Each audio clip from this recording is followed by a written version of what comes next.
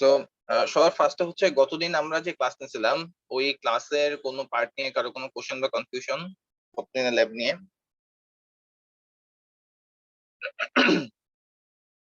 ওকে, আচ্ছা। কারো কি ভার্চুয়াল বক্স বা উবুন্টুর কিছু ইনস্টল করতে বা সেটআপ করতে কোনো প্রবলেম হয়েছে? সবাই কি প্র্যাকটিস করতে পারছি গতদিনের লেকচার?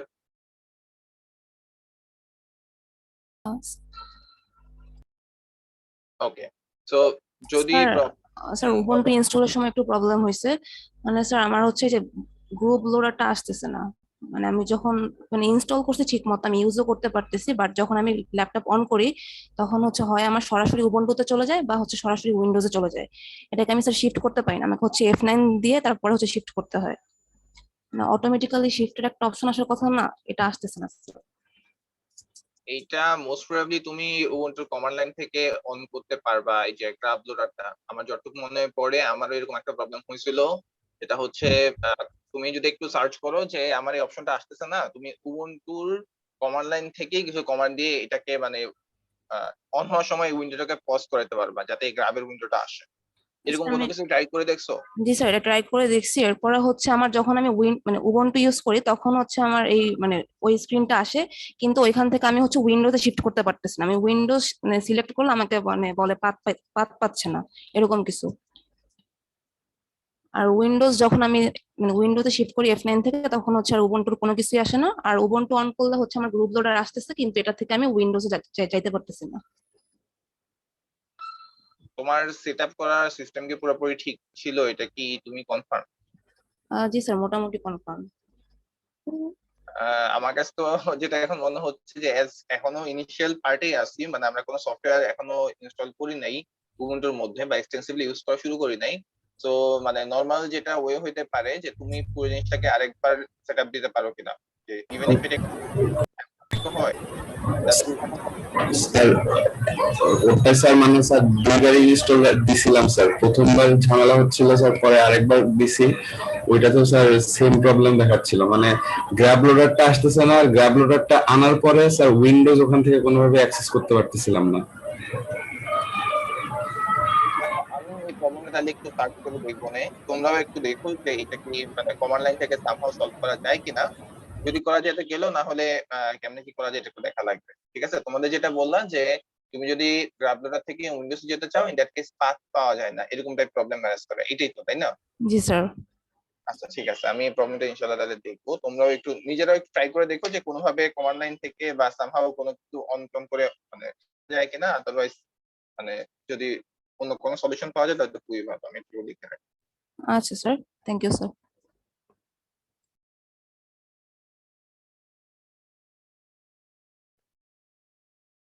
আচ্ছা, এটা তো মনে করো গ্রাফ দিয়ে তুমি যেতে পারতেছো না, কিন্তু সবাই কি এমনিতে গতদিনের ল্যাবটা প্র্যাকটিস করছি? কারো মানে ল্যাব প্র্যাকটিস করতে গিয়ে কোনো প্রবলেম হয়েছে? নাইস। সো যদি প্রবলেম না হয়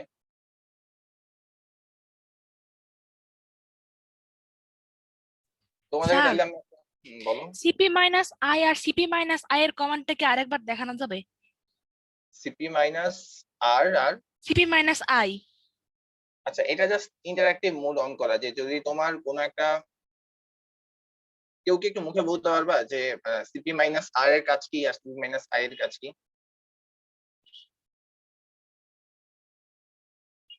মাইনাস আর এর কাজ কি আর আই এর কাজ কি, কেউ বলতে পারবা? আর আই দিয়ে ফাইলটাকে ওভাররাইট করে আর আর দিয়ে হচ্ছে ফোল্ডারটাকে কপি করে। হ্যাঁ, আই দিয়ে ওভাররাইট করতে গেলে ইন্টারঅ্যাক্টিভ মোড তোমাকে আস্ক করবে, মানে প্রম্পট দিবে তুমি কি ওভাররাইট করতে যাও কিনা। যেমন আমি যদি টাচ মনে করো এ ডট টেক্সট দেই আর হচ্ছে গিয়ে সে মনে করো এখানে এখানে কপি করলে মনে হবে। যেমন আমি যদি এখান থেকেই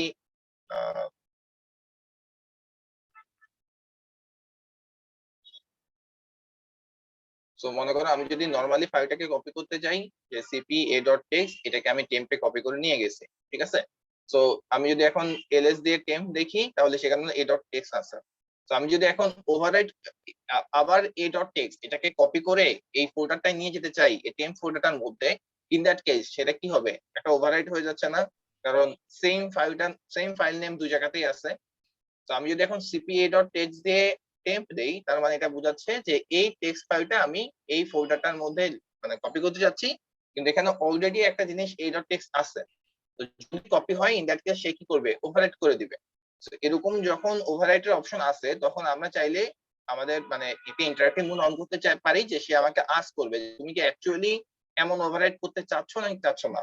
তো যদি আমরা চাই, ইন দ্যাট কেস ইয়েস দিব, আর যদি না চাই, ইন দ্যাট কেস নো দিব। এটাই, ঠিক আছে। এটা ছিল ইন্টারেক্টিভ মোড। আর ফোল্ডার কপি, এটা তুমি বুঝতেছো, যে আমি এখানে আরেকটা ফোল্ডার ক্রিয়েট করে নিলাম, যে বা আরেকটা ফোল্ডার ক্রিয়েট করার দরকার নাই। যে মনে করো আমি cp-r দিয়ে চাইলে, আচ্ছা আমি একটা ফোল্ডার করে দেখাই, যে এখানে ক্রিয়েট করব। সে মনে করো আমি টেস্ট নামে একটা ফোল্ডার করলাম। তো আমি টেম ফোল্ডারটাকে টেস্ট ফোল্ডারের মধ্যে কপি করতে চাই। তো cp-r দিয়ে টেম্প নামের ফোল্ডারটা টেস্ট ফোল্ডারে যাবে। তো আমি যদি এখন দেই আর ls দিয়ে এখন টেস্ট ফোল্ডারটা দেই, তাহলে দেখো এটার মধ্যে টেম্প ফোল্ডারটা আছে। বুঝা গেছে কি যে কোশ্চেন করছিলাম? জি স্যার।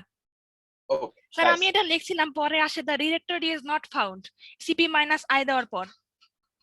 ইন দ্যাট কেস তুমি হয়তো ফোল্ডারের নাম দিতে ভুল করছো। তুমি তাহলে একটু চেক করে দেখো তোমার কমান্ডটা, যে নামটা ঠিক করে দেওয়া ছিল। আচ্ছা ঠিক আছে স্যার।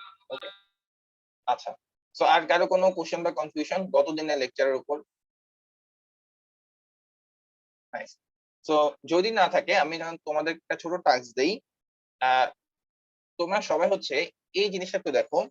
এখানে হচ্ছে আমরা একটা ফোল্ডারের নাম দিচ্ছি, যে CSC3214 এমন একটা ফোল্ডার, ঠিক আছে। এই ফোল্ডারটা হচ্ছে তোমার টার্মিনালটা এই ফোল্ডারটাকে পয়েন্ট করে রাখবে। সেটা হচ্ছে আমাদের কারেন্ট ওয়ার্কিং ডিরেক্টরি। এই ফোল্ডারের আন্ডারে তিনটা ডিফারেন্ট ফোল্ডার আছে, একটা নাম স্লাইডস, একটা নাম রেকর্ডিংস, আর একটা নাম প্রিভিয়াস কোশ্চেন, ঠিক আছে। এই তিনটা ফোল্ডারের মধ্যে আবার এই স্লাইডস এর ভিতরে হচ্ছে lab1 নামে একটা ফোল্ডার আছে, তার মধ্যে a.ppt নামে একটা ফাইল আছে। সিমিলারলি স্লাইডস এর মধ্যে lab1 এর মধ্যে আরেকটা ফাইল আছে, সেটা হচ্ছে b.ppt, ঠিক আছে। আর এই প্রিভিয়াস কোশ্চেন যেটা, সেটার মধ্যে একটা ফাইল আছে, সেটা হচ্ছে 2020.txt, মানে এরকম একটা টেক্সট ফাইল আছে এই ফোল্ডারটার ভিতরে। আর এই ফাইলের মধ্যে একটা লেখা আছে, যেটা হচ্ছে করোনা রিলেটেড, যে যখন মানে এরকম কিছু একটা লেখা, ঠিক আছে। সো এই যে জিনিসটা দেখতেছো, যে একটা কোন ফাইল, কোন ফোল্ডারের মধ্যে কি ফাইল আছে, সেটার মধ্যে কি লেখা আছে, এই জিনিসটা তোমরা জাস্ট হচ্ছে এই 3214 সেখান থেকে জিনিসটাকে ক্রিয়েট করবা, ঠিক আছে। যাবতীয় যত ফোল্ডার ফাইল আছে সবগুলা টার্মিনাল থেকে তোমাদের ক্রিয়েট করতে হবে। এন্ড ক্রিয়েট করার সময় মিনিমাম পসিবল কমান্ড ইউজ করতে হবে। তো মিনিমাম পসিবল কমান্ড কিরকম? মনে করো এই যে যতগুলা ফোল্ডার আছে, সবগুলা ফোল্ডার তোমাকে একটা কমান্ড দিয়ে ক্রিয়েট করতে হবে। যতগুলা ফাইল আছে, সবগুলা ফাইল তোমাকে একটা কমান্ড দিয়ে ক্রিয়েট করতে হবে। আর এটার পর এই যে ফোল্ডারের সেটআপটা, এই যে স্লাইড, এই তিনটা ফোল্ডার আছে 3214 এর আন্ডারে, এই ফোল্ডারের ভিতরে এই ফাইল আছে, এই ফোল্ডারের ভিতরে এই ফাইল আছে, এই সব কিছু তোমাকে একবারে দেখাইতে হবে একটা কমান্ড দিয়ে, ঠিক আছে। সো আমাদের তিনটা কমান্ড গেল, একটা দিয়ে সব ফোল্ডার ক্রিয়েট করা, একটা দিয়ে সব ফাইল ক্রিয়েট করা, আর একটা দিয়ে যাবতীয় যত কিছু আছে, কোন ফোল্ডারের মধ্যে কি ফাইল, সবকিছু একটা কমান্ড দিয়ে দেখাইতে হবে।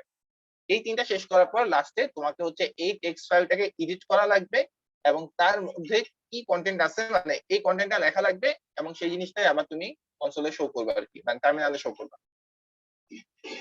সো কোশ্চেনটা বুঝে নিয়ে কারো কোনো কোশ্চেন মানে বুঝতে পারি নাই? নাইস। সো এই জিনিসটা রেকর্ডিংস ফোল্ডারটা খালি থাকবে? রেকর্ডিং ফোল্ডারটা আপাতত খালি থাকবে। ওকে, তো সবাই এটা একটু করার ট্রাই করো মিনিমাম পসিবল কমান্ড দিয়ে, ঠিক আছে। তো আমি তোমাদেরকে 5 মিনিট সময় দেই, 11টা 12তে আবার আমরা একটু ডিসকাস করবো। But in the meantime যদি কেউ প্রবলেম ফেস করো, তাহলে অবশ্যই বলতে পারবে। স্যার স্যার আসসালামু আলাইকুম। হ্যালো স্যার, আমার 2 দিন ধরে পিসিটা নষ্ট, ঠিক করব করোনার এই সমস্যার জন্য করা যাচ্ছে না। আজকে ইনশাল্লাহ ঠিক হয়ে যাবে। আমি স্যার রেকর্ডিং দেখে পরে করে নিব। হ্যাঁ হ্যাঁ, শিওর।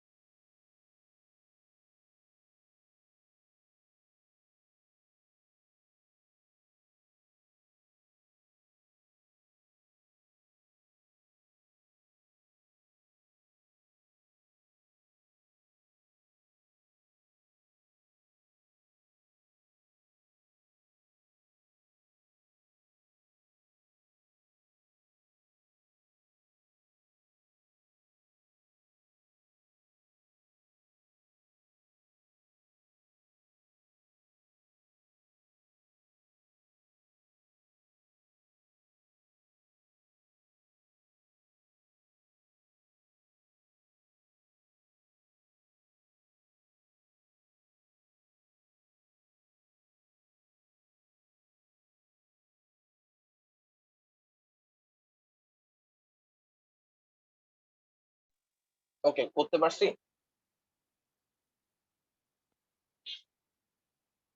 কেউ করতে পারলে একটু বললো।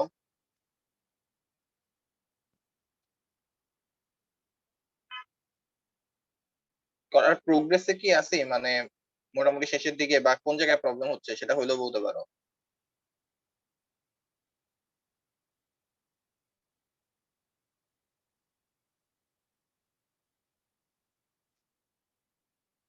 আমার কথা কি শোনা যাচ্ছে?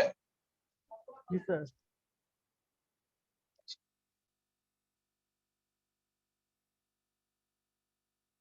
মানে কারো মানে ম্যাক্সিমাম প্রোগ্রেস কতটুকু, বা আরেকটু কি টাইম দিব নাকি আমি সলিউশন ডিসকাস করব?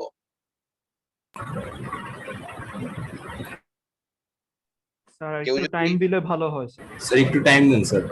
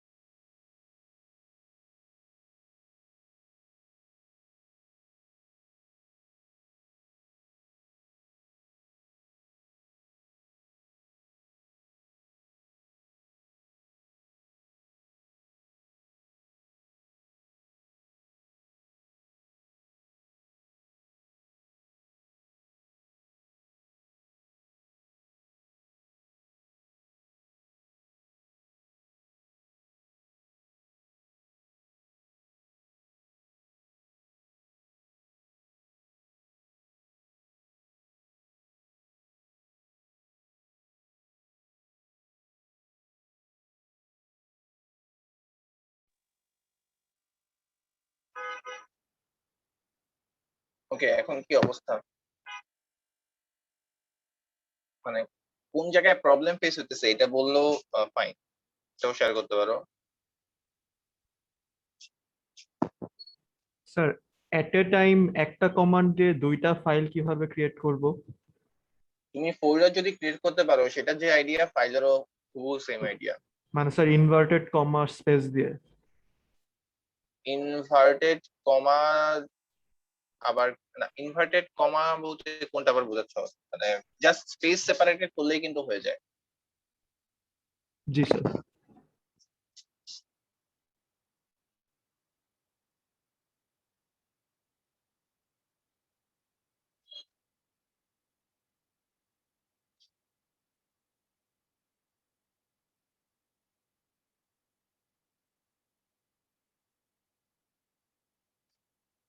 ওকে, আমরা একটু ডিসকাশন শুরু করি।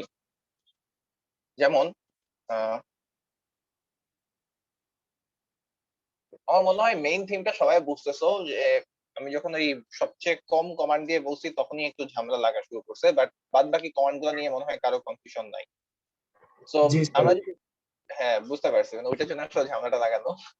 সো এখানের মধ্যে আমাদেরকে বলছে যে একটা কারেন্ট ডিরেক্টরি থাকবে CSC3214, এটার মধ্যে মানে এটাকে টার্মিনাল পয়েন্ট করে থাকবে, এবং এটার মধ্যে আমাদেরকে যাবতীয় সবগুলো যথাসম্ভব কম কমেন্ট ইউজ করে, কম কমান্ড ইউজ করে করা লাগবে। তো সবার ফার্স্টে আমি এই ফোল্ডারটা ক্রিয়েট করি, যে CSC3214, এটা স্ট্রেট ফরওয়ার্ড, এবং আমাকে এটার মধ্যে আর কি ঢোকা লাগবে যে CSC3214 করে। ভালো কথা। এখন আমাকে বলতে হচ্ছে এই ফোল্ডার গুলাকে একবারে ক্রিয়েট করে নিতে হবে। তো এটা আমরা আসলে দেখাইছিলাম যে তুমি কি করতে পারো, স্পেস সেপারেটেড যদি ফোল্ডার গুলার নাম লেখো তাহলে সবগুলা ফোল্ডার একসাথে ক্রিয়েট হয়ে যাবে। তো সে মনে করো আমি স্লাইডস নামে ফোল্ডার চাচ্ছি, রেকর্ডিংস নামে ফোল্ডার চাচ্ছি, তারপর প্রিভিয়াস কোশ্চেন নামে ফোল্ডার চাচ্ছি। সো প্রিভিয়াস কোশ্চেন নামে ফোল্ডার চাচ্ছি, তারপর স্লাইডস এর মধ্যে ল্যাব 1 নামে একটা ফোল্ডার থাকবে সেটাও চাচ্ছি। তাহলে স্লাইডস এর মধ্যে ল্যাব 1 নামে একটা ফোল্ডার থাকবে সেটাই চাচ্ছি। সো আমার 4টা ফোল্ডার আলটিমেটলি, প্রতিটা ফোল্ডারের নাম আমি এখানে স্পেসিফাই করে দিছি। সো আমি যদি এখন এন্টার প্রেস করি, টার্মিনাল অটোমেটিক্যালি সবগুলা ফোল্ডার আমাকে ক্রিয়েট করে দিবে। সো আমি যদি এলএস দেই তাহলে দেখো আমার এখানে 3টা ফোল্ডার চলে আসছে। আর এলএস এর পর যদি আমি কোথায় দিলাম স্লাইডস দেই, তাহলে সেটার মধ্যে ল্যাব 1 নামে ফোল্ডারও চলে আসছে। ঠিক আছে? সো এই কমান্ডটা বোঝা নিয়ে কারো কনফিউশন? এমকেডি দিয়ে আমরা যেটা করলাম। স্যার আমরা যদি একবারে /lab1 দিতাম আর স্লাইডসটা না দিতাম তাহলে কি স্যার কাজ করতো? মোস্ট প্রবাবলি করতো। আমি জাস্ট একটা টেস্ট করার জন্য বলি, যে মনে করো টেস্ট এর মধ্যে টেম্প নামে ফোল্ডার করলাম, তাহলে টেস্ট নামে ফোল্ডার ক্রিয়েট করতে হবে, তার মধ্যে টেম্প নামে ফোল্ডার ক্রিয়েট করতে হবে, বাট না, করে নাই, কারণ তোমাকে আগে স্পেসিফাই করতে হবে যে ফোল্ডারটা এক্সিস্ট করে। মানে এটা দিলে সে আর কি ডিরেক্ট টেম্প নামে ফোল্ডারটা ক্রিয়েট করতে যায়, কিন্তু ক্রিয়েট করতে গিয়ে দেখতেছে যে টেস্ট মানে তুমি যেই লোকেশনে তুমি ফোল্ডারটা ক্রিয়েট করতে বলতেছো সেই লোকেশনটাই এক্সিস্ট করতেছে না। তো যেহেতু এক্সিস্ট করতেছে না, সো সে এখানে দিয়ে দিছে যে নো সাচ ফাইল আর ডিরেক্ট। ওকে, এর জন্যই কিন্তু আসলে আমরা আগে স্লাইডসটা স্পেসিফাই করছি, তারপর স্লাইডস এর মধ্যে ল্যাব 1, মানে এই কমান্ড পর্যন্ত আসতে আসতে এই ফোল্ডারটা ক্রিয়েট হয়ে যাবে। এর ফলে এই লোকেশনটা যখন আমি দিচ্ছি, এই লোকেশনটা অ্যাকচুয়ালি একটা এক্সিস্টিং লোকেশন হচ্ছে। বুঝা গেছে কি? জি স্যার, বুঝতে পারছি। ওকে, সো এটা নিয়ে কারো কনফিউশন আর? সো যদি না থাকে দেন টাচ কমান্ডটার পার্টটাও তোমরা তাহলে বুঝতেছো, যে আমি স্লাইডস দিব, ল্যাব 1 দিব, এটার মধ্যে একটা চাই a.ppt, আরেকটা চাই হচ্ছে b.ppt, আর আরেকটা চাচ্ছি হচ্ছে প্রিভিয়াস কোশ্চেনের মধ্যে 2020.text। তো আমি যদি এখন এন্টার প্রেস করি, আমাদের যাবতীয় যত ফাইল ফোল্ডার আছে সব ক্রিয়েট করা শেষ, এবং শুধুমাত্র 2টা কমান্ড দিয়ে আমরা এটা করে ফেললাম। এরপর তোমাদেরকে বলা হয়েছিল যে এই CSC3214 এটার আন্ডারে যত ফাইল ফোল্ডার আছে সবকিছু একত্রে শো করতে, যাতে তুমি দেখে বুঝতে পারো যে কোন জায়গায় কি আছে। এই কমান্ডটা আমরা কিভাবে দিতে পারি, এই কাজটা আমরা কিভাবে করতে পারি? স্যার রিকার্সিভলি দেখানো লাগবে। কোনটা কমান্ডটা কি সেটা খেয়াল আছে?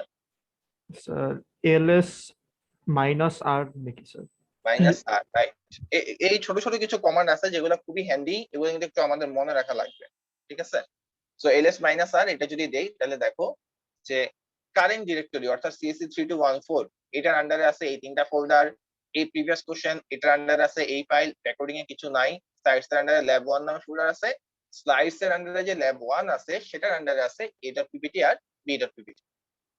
ঠিক আছে, তো এই কমান্ডটা আমরা দেখছিলাম যে এটা দিয়ে তুমি একটা ফোল্ডারের মধ্যে যা যা যত কিছু আছে সবকিছু হচ্ছে একবার দেখতে পাচ্ছ। ঠিক আছে, আচ্ছা।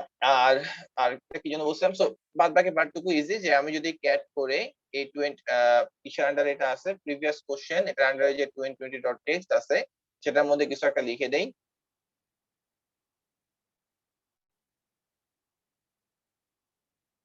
এমন কিছু একটা, এবার কন্ট্রোল সি দেই। দেন আমি যদি এটার ডকুমেন্ট দেখতে চাই যে অ্যাকচুয়ালি লেখা হয়েছে কিনা, তাহলে দেখতে পাচ্ছি যে আমরা অ্যাকচুয়ালি যা যা করতে বসলাম সবকিছু হচ্ছে এই জায়গায় তাহলে এক্সিস্ট করতেছে। তো এই যেটা একটা প্রবলেম দেওয়া হয়েছিল সেটা করেসপন্ডিং সলিউশন যেটা আমরা বললাম, এই পার্টটা নিয়ে কারো কোনো কোশ্চেন বা কনফিউশন? নাইস। এখন একটা জিনিস বলে রাখি যে তোমাদের কিন্তু নেক্সট ল্যাব যেটা সেটা কিন্তু অনলাইন হবে। তো আজকে মানে হয়তো যারা করতে চেষ্টা করছি বেশিরভাগ হয়তো প্রবলেমটা হয়েছে একসাথে ফাইল ফোল্ডার ক্রিয়েট করতে, বাট সবাই কি করছে কিনা আমি সেটা আসলে বুঝতেছি না। তো যারা এখনো প্র্যাকটিস শুরু করি নাই বা করবো করবো ভাবতেছি, তারা কিন্তু মানে নেক্সট ল্যাবের জন্য আজকে ল্যাবের কন্টেন্টও প্র্যাকটিস করা লাগবে, গতদিনের ল্যাবের কন্টেন্টও প্র্যাকটিস করা লাগবে। তো দুইটা জিনিস একসাথে জমে গেছে, এটা মাথায় রাখো। আর নেক্সট দিন কিন্তু এমন হবে না যে তোমাদেরকে আমি একটা কোশ্চেন দিয়ে দিব, ওইটা সলিউশন করে দেন হচ্ছে আমরা মানে ভাইবা কিছু, ডিরেক্ট ভাইবাটা হবে। মানে কোনো কোশ্চেন দেওয়া নাই, তোমাদেরকে আমি মানে প্রত্যেকটাই কোনো একটা রুমে ক্রিয়েট করে দিব, সেই রুমের মধ্যে হচ্ছে ইন্ডিভিজুয়াল ভাইবা হবে, তোমাদেরকে স্ক্রিন শেয়ার করতে বলবো, কোনো একটা কাজ করতে বলবো, সাথে সাথে সেই কাজটা করতে হবে। ঠিক আছে, প্রত্যেকটা ভাইবার টাইম হচ্ছে 2 থেকে 3 মিনিট হবে। সো যদি আমরা মানে সেই জায়গার মধ্যে মানে অনেক বেশি টাইম লাগা টাইম আমরা প্র্যাকটিস করি, যে আমরা খুব ভালো করে প্র্যাকটিস করলাম না, ইন দ্যাট কেস ওই লিমিটেড টাইমের মধ্যে হয়তো তুমি জিনিসটা অ্যান্সার করতে পারবা না। তো সেক্ষেত্রে শুধু শুধু আমাদের মার্কিং উপর একটা প্রভাব পড়বে। কিন্তু বুঝতে পারতেছো খুব একটা ঝামেলার কিছুই আসলে এই জায়গায় নাই, খুবই স্ট্রেট ফরওয়ার্ড প্রত্যেকটা জিনিস। ওকে, তো সবাই একটু মেক শিওর করবো যাতে ম্যাক্সিমাম পসিবল প্র্যাকটিসটা হয়, না হলে শুধু শুধু নেক্সট স্টেপটা মানে যাবে। তো আমি এখন তাহলে একটা ঘোষণা দিয়ে রাখলাম, নেক্সট স্টেপে হচ্ছে আমাদের মানে অনলাইন হবে, বাট অনলাইনটা হচ্ছে ডিরেক্ট ভাইবা, তোমাদেরকে স্ক্রিন শেয়ার করে বিভিন্ন টাস্ক করতে বলবো, সেই টাস্কটা হচ্ছে তোমাদের কমপ্লিট করা লাগবে। সবাই কিন্তু এটা মেক শিওর করো যে তোমাদের উবুন্টুতে যাতে যাতে জুমটা ইনস্টল থাকে, যাতে তুমি স্ক্রিন শেয়ারটা করতে পারো। ওকে,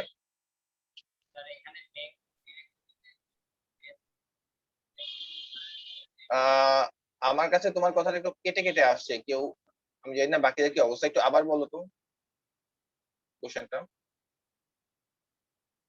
স্যার স্ক্রিনে প্রথম লাইনটা স্যার, কিসের প্রথম লাইনটা? এখন যে প্রথম লাইনটা আছে স্যার, টেস্ট বাই টেস্ট, মানে ক্যাট এই কমান্ডটা মানে এটার কথা বলতেছো নাকি এটার কথা বলতেছো? উপরে উপরে এই এমকেডি টেস্ট এটা? কি স্যার? আচ্ছা হ্যাঁ বলো। স্যার এটা বুঝতে পারিনি, এটা করতে পারি নাই? বুঝতে পারিনি স্যার। আচ্ছা বুঝতে পারি নাই, আচ্ছা। তো এখানে আর কি আমরা যখন এই ফোল্ডারটা ক্রিয়েট করার ট্রাই করছিলাম, তখন টেস্ট নামে কোনো ফোল্ডার কিন্তু এক্সিস্ট করতেছিল না। তুমি এই যে এখানে এলএস কমান্ড ইউজ করা হয়েছে, দেখো জাস্ট 3টা ফোল্ডার এক্সিস্ট করে। তো যখন আমি মেক ডিরেক্টরি দিয়ে টেস্টের আন্ডারে টেম্প নামে একটা ফোল্ডার ক্রিয়েট করতে বলছিলাম, যেটা তোমাদের একটা ফ্রেন্ড সাজেস্ট করছে যে এটা কি ডিরেক্টলি করা যেত কিনা, এই যে স্লাইডস ল্যাব 1 এটা যে আমরা এত কাহিনী করে করলাম, এটাকে এটা না করে ডিরেক্টলি slides/lab1 এভাবে লিখে দেওয়া যেত কিনা, এটা হচ্ছে একজন কোশ্চেন করছিল। তো তার রেসপেক্টে আমরা অ্যাকচুয়ালি ট্রাই করে দেখছিলাম যে সে টেস্ট নামে একটা ফোল্ডার আছে, তার আন্ডারে টেম্প নামে একটা ফোল্ডার আছে। তো আমরা কি directly test folder temp folder দুটো একসাথে ক্রিয়েট করে ফেলতে পারি কিনা, বাট অ্যাপারেন্টলি যে এরকম যদি আমি ডিরেক্ট কমান্ড দেই তাহলে মানে কমান্ড লাইন সেটাকে যেভাবে নেয় সেটা হচ্ছে সে দেখে কি তুমি চাচ্ছ টেস্টের আন্ডারে টেম্প নামে একটা ফোল্ডার ক্রিয়েট করতে, কিন্তু যখন সে দেখে যে টেস্ট নামে কোনো ফোল্ডার আসলে এক্সিস্ট করতেছে না, তখন সে আসলে নিজে ফোল্ডারটা ক্রিয়েট করে না, রাদার সে এটা এরর দিয়ে দেয় যে যেহেতু টেস্ট নামে কোনো ফোল্ডার নাই, সো আমি এই ফোল্ডারটা ক্রিয়েট করতে পারছি না, যে no such file or directory, এমন একটা প্রবলেম অ্যারেজ করছে। বুঝা গেছে কি, মানে ফোল্ডার না থাকলে তুমি ডিরেক্ট আসলে ক্রিয়েট করতে পারবে না, তোমাকে আগে ওই ফোল্ডারটা ক্রিয়েট করতে হবে, তারপর তার করেসপন্ডিং পাথ দিতে হবে। বুঝা গেছে কি? কি স্যার বুঝতে পারছি। Okay nice. আর কারো কোনো কোশ্চেন বা কনফিউশন? নাইস। সো যদি না থাকে আমরা অ্যাকচুয়ালি আমাদের আজকে ল্যাবের কন্টেন্ট শুরু করি।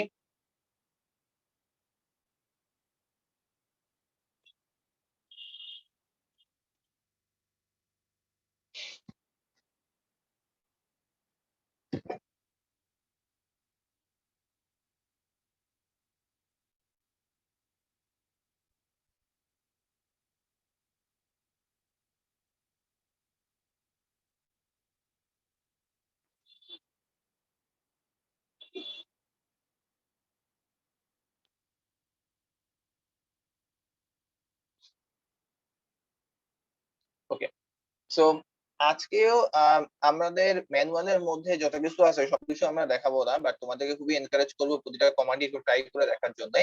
যেগুলা মোটামুটি আমাদের বেশি ইউজ হবে ডেইলি লাইফে সেগুলোর প্রতি আমরা বেশি ফোকাস করবো, অ্যাজ ওয়েল অ্যাজ ল্যাবের মধ্যে যেগুলো বেশি ইউজ হবে সেগুলো আর কি মেইনলি ফোকাস করা হবে। সো আজকের কন্টেন্টের মধ্যে এমন আছে যে ফাইল কম্প্রেশন, নেটওয়ার্ক রিলেটেড কিছু জিনিসপত্র আর পারমিশন রিলেটেড কিছু জিনিসপত্র, এগুলাই মেইনলি ফোকাস করা হবে।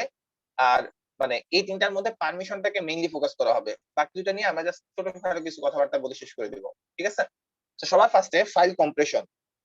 তোমরা কি কেউ বলতে পারবা যে অ্যাকচুয়ালি ফাইল কম্প্রেশন জিনিসটা কি বা এটা আসলে কিভাবে কাজ করে, কম্প্রেশন অ্যালগরিদম গুলো?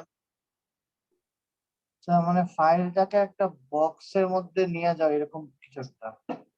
মানে তুমি যদি ফাইলটাকে বক্স করো, মানে নরমালি কম্প্রেশনের থিমটা আমরা যেভাবে চিন্তা করি সেটা হচ্ছে তোমার কি বলবো, যে কোনো একটা বড় ফাইল সাইজ আছে সেখান থেকে একটা ছোট ফাইল সাইজে চলে আসে ম্যাজিক্যালি। তো অবশ্যই ম্যাজিক্যালি না, আন্ডার দ্য হুড অবশ্যই কোনো একটা অ্যালগরিদম কাজ করে। মানে তুমি যদি কোনো একটা বক্সের মধ্যে নাও, in that case file size কমার রিজন কি হতে পারে?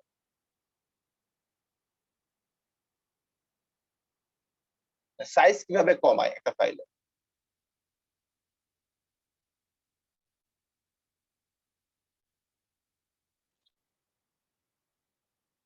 তুমি কি বলতে পারবা? না স্যার, আইডিয়া নেই। মানে তোমার মানে একদম অ্যাকুরেট অ্যালগরিদম লাগবে না, তোমাদের কাছে কি মনে হয় যে কিভাবে, মানে আইডিয়াটা কি হইতে পারে? একদম অ্যালগরিদম লাগবে না, মানে ইনিশিয়াল আইডিয়া।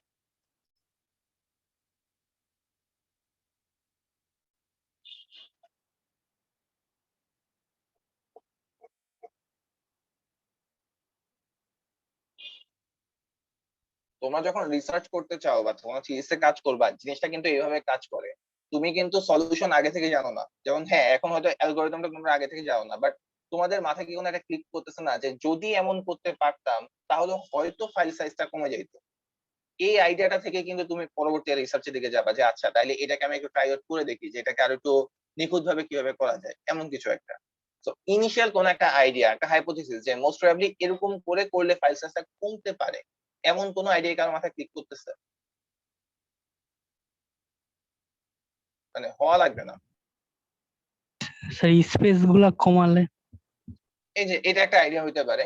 মানে জিনিসটা হচ্ছে এরকম যে স্পেসটা তুমি আসলে একটু কথা বলি, যে স্পেসটা তুমি যদি কমায় দাও তাহলে তুমি মেইন ফাইলটা চেঞ্জ করে ফেললা।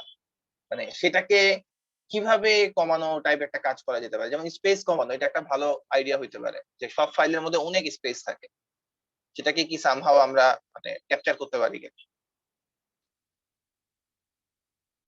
ওকে, সো মানে আর হয়তো idea- স্যার কিছু ফাইল স্যার ফিক্সড সাইজ থাকে, ওগুলো ওগুলো হচ্ছে ডাইনামিক্যালি এলোকেটেড। আমি কথাটা খুবই কেটে কেটে আসতেছে, এটা মানে উবুন্টু ঝামেলা হতে পারে, বাট আরেকবার কি একটু বলতে পারবা? কিছু ফিক্স সাইজ থাকে এটুকু যদি আমি শুনতে পারছি। স্যার জাঙ্ক স্পেস দখল করে রাখে, ওগুলো হচ্ছে স্যার ক্লিয়ার করে ফাইলের সাইজ। আচ্ছা ঠিক আছে, আমি ক্লিয়ারলি কথাটা সব বুঝতে পারতেছি না, বাট ও জাঙ্ক স্পেস নিয়ে কিছু একটা আইডিয়া দিচ্ছ। এমন কিছু একটা হইতে পারে যে হয়তো কিছু রিডান্ডেন্ট স্পেস আছে, সেগুলাকে তুমি সামহাউ মানে ম্যাপিং করে রাখলা। মানে আইডিয়াটা হচ্ছে এরকম, একটা কথা খেয়াল করো, ফাইল কম্প্রেশন মানে এইটা না যে তুমি ওই ফাইলটাকে কেটে কুটে ছোট বানায় ফেললা, সেই ফাইলটাই এখন ইউজারকে ইউজ করতে হবে। ফাইল কম্প্রেশন মানে হচ্ছে এইটা, তুমি কোনো একটা সিস্টেমেটিক্যালি ওয়েতে কেটে কুটে ছোট করে ফেললা, আবার ইউজার যখন চাবে ওই ছোট ফাইলটা থেকে আবার বড় ফাইলটা কনভার্ট করে নিতে পারবে, কারণ যে এই ফাইলটা অ্যাকচুয়ালি ইউজ করতেছে সেটা জেনে বুঝে বড় ফাইলটা ইউজ করতে চাচ্ছিল। কিন্তু তোমার কোনো একটা কম্প্রেশন অ্যালগরিদম আছে যে হচ্ছে তোমাকে ওই বড় ফাইলটাকে সামহাউ ছোট করে দিচ্ছে, বাট যখন অ্যাকচুয়ালি ইউজ করতে যাবে তখন জানো ওই ছোট ফাইলটা আবার বড় ফাইলে কনভার্ট করা যায়। সো আইডিয়াটা কেমন হতে পারে, তোমাদের একজন যেটা বলছিল যে স্পেসটাকে যদি সামহাউ বাদ দিতে পারতাম। সে মনে করো কোন একটা ফাইল আছে যেটার মধ্যে অনেক স্পেস, মানে পরপর অনেকগুলা স্পেস আছে। সো সে মনে করো 10 জিবি একটা ফাইল, ওই ফাইলটার সাইজ, যেখানের মধ্যে বেশিরভাগ জিনিসই হচ্ছে স্পেস। সো এমন হতে পারে যে তুমি পরপর যতগুলা স্পেস আছে, মনে করো ওই ফাইলটার মধ্যে একটু পরপরই পরপর 100টা 200টা করে স্পেস আছে। সো ইনস্টেড অফ মানে যেভাবে আছে সেভাবে রাখা, আমরা যেটা কি করতে পারি, একটা স্পেস রাখবো, সাথে একটা মানে মনে করো কাউন্ট রেখে দিব যে এটার পরপর 100টা স্পেস বসাতে হবে। সো একটা স্পেস একটা নাম্বার, এইটা দিয়ে তুমি ওই 100টা স্পেসকে মানে চেঞ্জ করে দিলা, যে ওইটার পরিবর্তে জাস্ট এই ইনফরমেশনটা রাখলেই তোমার কাজ চলে যাচ্ছে। তো তোমার কম্প্রেশন অ্যালগরিদম কি করতেছে, ওই বড় ফাইলটা থেকে জাস্ট প্রতিটা স্পেস কয়টা করে আছে, মানে প্রতিটা জায়গায় স্পেস কয়টা করে আছে সেই কাউন্টটা রেখে দিচ্ছে। তো বিশাল বড় স্পেস থেকে যদি জাস্ট তুমি দুইটা জিনিস দিয়ে অনেক বড় একটা জিনিসকে রিপ্রেজেন্ট করে ফেলতে পারো, ইন দ্যাট কেস অবশ্যই তো ফাইল সাইজ কমে আসবে। তো এই স্টাইলে কম্প্রেস করে তুমি ওই ফাইল সাইজটাকে 10 জিবি থেকে 2 জিবি নামায় ফেললা। আবার ইউজার যখন ইউজ করতে চাবে, ওই 2 জিবি থেকে তুমি তো জানোই এটার পরে 100টা স্পেস আছে, এটার পরে 200টা স্পেস আছে, তো জাস্ট কতগুলা স্পেস আবার তুমি পরপর বসায় দিয়ে ছোট ফাইলটা থেকে বড় ফাইলটা বানায় ফেললা। এটা খুবই সিলি একটা এক্সাম্পল হয়েছে, বাট মেইন থিমটা হচ্ছে এরকম যে কোনো একটা স্পেশাল ট্রিক করে ম্যাপিং করে আমরা একটা বড় জিনিসকে একটা ছোট জিনিসে নিয়ে আসছি, আবার রিভার্সলি ওই জিনিসটাকে অ্যাপ্লাই করে ছোট ফাইলটা থেকে আবার বড় ফাইলেও কনভার্ট করে দিতে পারছি। ঠিক আছে, তো এটা তোমরা অ্যালগরিদম কোর্সে এরকম কিছু একটা পড়ার কথা, একটা ট্রি দিয়ে কিভাবে যেন করে আমার এক্স্যাক্টলি খেয়াল নাই, বাট মানে অনেক রকম কম্প্রেশনই আসলে এক্সিস্ট করে। যাই হোক, মানে যেটার জন্য এটা বলা যে আমরা চাইলে মানে উবুন্টুতেও উইন্ডোজেও সব জায়গাতেই ফাইল কম্প্রেসের জন্য আমরা মানে অনেকগুলো অ্যাপ্লিকেশন ইউজ করতে পারি। উবুন্টুতে তুমি চাইলে একাধিক ফাইল একসাথে কম্প্রেস করতে পারো, মানে এটা খুবই অবভিয়াস সুবিধা আর কি। তো সেটার জন্য আমরা যে কমান্ডটা ইউজ করি সেটা হচ্ছে টার। তো টারটা হচ্ছে অ্যাকচুয়ালি মানে Ubuntu respected tape archive most probably ফাইলটার নাম। সো এরকম টাইপের সে আর্কাইভ করতে পারে বা অনেকগুলা ফাইলকে একত্রে একটা ফাইলের মধ্যে নিয়ে আসতে পারে। সেটার জন্য আমরা যে কমান্ডটা ইউজ করি সেটা হচ্ছে এরকম যে সে মনে করো এই জায়গার মধ্যে আমাদের কি কি ফাইল আছে, প্রিভিয়াস কোশ্চেন, রেকর্ডিং আর স্লাইডস। তো এখানে আমি আরেকটা ফাইল ক্রিয়েট করি যে a.txt এমন কিছু একটা ফাইল আছে। তো আমি চাচ্ছি এই a.txt আর এই যে রেকর্ডিং যেটা এমটি ছিল, এই দুইটাকে একত্রিত করে, মানে এমটি হওয়া লাগবে এমন না, মানে কন্টেন্ট থাকলেও কোনো সমস্যা নাই, এই দুটাকে একত্রে রেখে একটা টার ফাইল ক্রিয়েট করতে। ঠিক আছে, সো আমি জিনিসটা কিভাবে করতে পারি, মানে এখানে তুমি মানে হাইফেনটা দিতেও পারো নাও দিতে পারো অ্যাপারেন্টলি, বাট মানে দিয়েই করো যে -cf, আমাকে একটা ফাইলের নাম দিতে হবে। সে মনে করো এটাকে আমি রাখলাম temp.tar এমন কিছু একটা, কোন কোন জিনিসপত্র এই টার ফাইলের মধ্যে থাকবে সেটা দিতে হবে। সো এখানে মাল্টিপল ফাইলস যেতে পারে। সো এখানে আমি দিলাম মনে করো রেকর্ডিংস নামের ফোল্ডারটা, a.txt নামের ফাইলটা। ঠিক আছে, এই পুরো জিনিসটা দিয়ে আমি যদি এখন এন্টার প্রেস করি, এবার আমি ls দেই, তাহলে দেখো temp.tar এটা নামে একটা ফাইল ক্রিয়েট হয়ে গেছে। ঠিক আছে, তো আমি যদি একটু আমাদের ফোল্ডার লোকেশন দেখি দেখতে কেমন, এই যে ওটা আর্কাইভ ফাইলের মতো চেহারা, বাট টার ফাইল এটাকে বলা হয়। ওকে, সো এখানে তুমি ডাবল ক্লিক করলে এটার কন্টেন্ট দেখতে পারবা। আমি যদি দেখতে চাই যে এখানের মধ্যে রেকর্ডিংস আর a.txt এই দুটা কন্টেন্ট আছে, এরা কিন্তু ডিরেক্ট ভিতরে ঢুকে যায় না, এরা কিন্তু যেভাবে আছে সেভাবে আছে। এই দুটাকে সামহাউ এই টার ফাইলের মধ্যে নিয়ে আসা হয়েছে ম্যাপিং বা কিছু একটা করে। ওকে, সো আমরা চাইলে এই মানে এইভাবে হচ্ছে মাল্টিপল ফাইলস একটা ফাইলের মধ্যে নিয়ে আসা যায়, যেটা তুমি চাইলে মানে অনেকগুলো ফাইল শেয়ার করার থেকে একটা ফাইল দিয়ে তুমি শেয়ার করতে পারো, এটা একটা সুবিধা। আর এই ফাইলটাকে আমরা চাইলে যে আমি এই ফাইলটাকে মুভ করে যে প্রিভিয়াস কোশ্চেন এই ফোল্ডারের মধ্যে নিয়ে আসতে চাই, বা রেকর্ডিংস খালি আছে রেকর্ডিংস এর মধ্যে নিয়ে আসতে চাই, সেটার জন্য কমান্ডটা কি হবে কেউ বলতে পারবা? এই ফাইলটাকে মুভ করে রেকর্ডিং এ নিয়ে আসতে চাই, temp.tar থাকে। আমাদের মুভ নামে একটা কমান্ড ছিল, এই মুভ কমান্ডটা দিয়ে আমি রেকর্ডিংস এর মধ্যে এই ফাইলটাকে নিয়ে আসতে পারি। তো আমি যদি এখন ls দিয়ে রেকর্ডিংস দেই, তাহলে দেখো এটার মধ্যে এই ফাইলটা চলে আসছে। তো সে আমি cd দিয়ে রেকর্ডিংস এ গেলাম, এখন আমার কাছে এই ফাইলটা আছে। আমরা চাইলে এই ফাইলটাকে আবার এক্সট্রাক্ট করে এখানে কন্টেন্ট বের করে নিয়ে আসতে পারি। তো সেটার জন্য কমান্ডটা হচ্ছে টার দিয়ে তুমি -xf দিবা, আর সেখানে হচ্ছে আমরা কথা না বলে একটু মাইকটা মিউট করে রাখবো, তাহলে সবার জন্য সুবিধা হবে। তো টার দিয়ে মাইনাস এক্স দিয়ে টেম ডট টার, এটা যদি তুমি দাও তাহলে এই টার ফাইলটার কন্টেন্ট এক্সট্রাক্ট হয়ে এখানের মধ্যে চলে আসবে। সো দেখতেছো এই জায়গার মধ্যে এ ডট টেক্সট আর রেকর্ডিং দুইটা ফাইলই আবার চলে আসছে, ঠিক আছে। তো নর্মাল আমরা ফাইল জিপ করার পর আনজিপ করলে যেসব কাজ হয় সেই জিনিসটাই আসলে, বাট সেটা আমরা করতেছি কমান্ড লাইন দিয়ে। সো একটা হচ্ছে মাইনাস সিএফ ক্রিয়েট করা আর ফাইল নেম দেওয়া, আর একটা হচ্ছে মাইনাস এক্সএফ যেটা দিয়ে তুমি হচ্ছে এই টারের কন্টেন্টটা হচ্ছে এক্সট্রাক্ট করতে পারো। সো আইডিয়াটা বোঝা নিয়ে কারো কনফিউশন, মানে এই এই দুইটা কমান্ড কিভাবে কাজ করতেছে?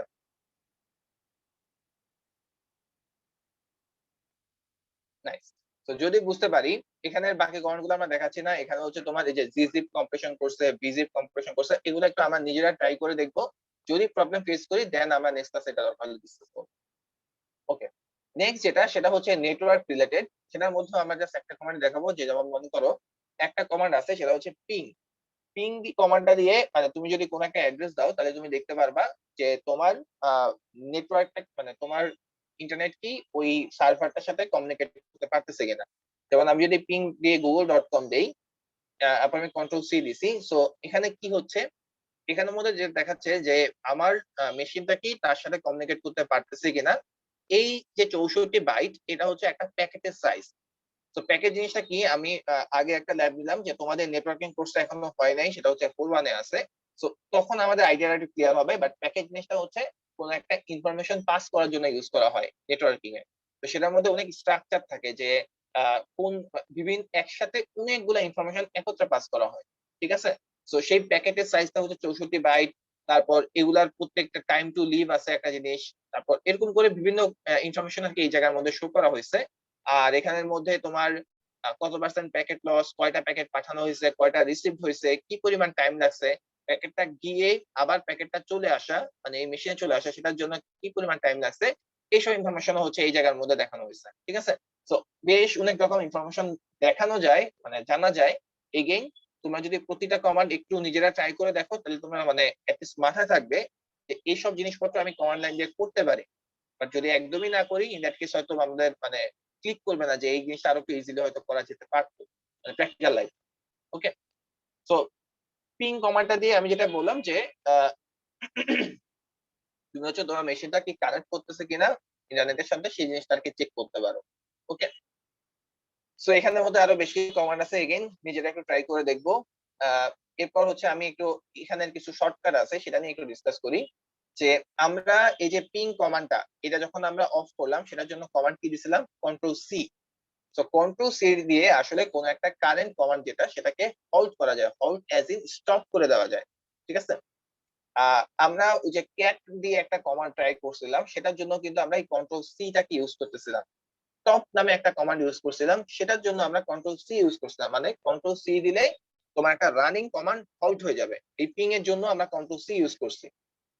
আরেকটা কমান্ড আছে সেটা হচ্ছে কন্ট্রোল জি বা কন্ট্রোল জেড যদি আমরা বলি, সেটা দিয়ে হচ্ছে তোমার কমান্ডটা স্টপ হবে অ্যাজ ইন পজড হবে। তুমি চাইলে সেই জিনিসটাকে আবার রিজিউম করতে পারো। রিজিউম তুমি করতে পারো আইদার ফোরগ্রাউন্ডে অথবা ব্যাকগ্রাউন্ডে। ফোরগ্রাউন্ডে কমান্ড রিজিউম করা বলতে বোঝায় যে এই টার্মিনালের মধ্যেই আবার কমান্ডটা রান করা শুরু করবে। আর ব্যাকগ্রাউন্ড দিয়ে বোঝায় টার্মিনালে কোনো কিছু দেখাবে না কিন্তু আন্ডার দ্য হুড বা মানে অ্যাকচুয়ালি প্রসেসটা রান করতে থাকবে। কেউ কি কোনো কোশ্চেন করতে চাচ্ছি একটু বলতে পারো?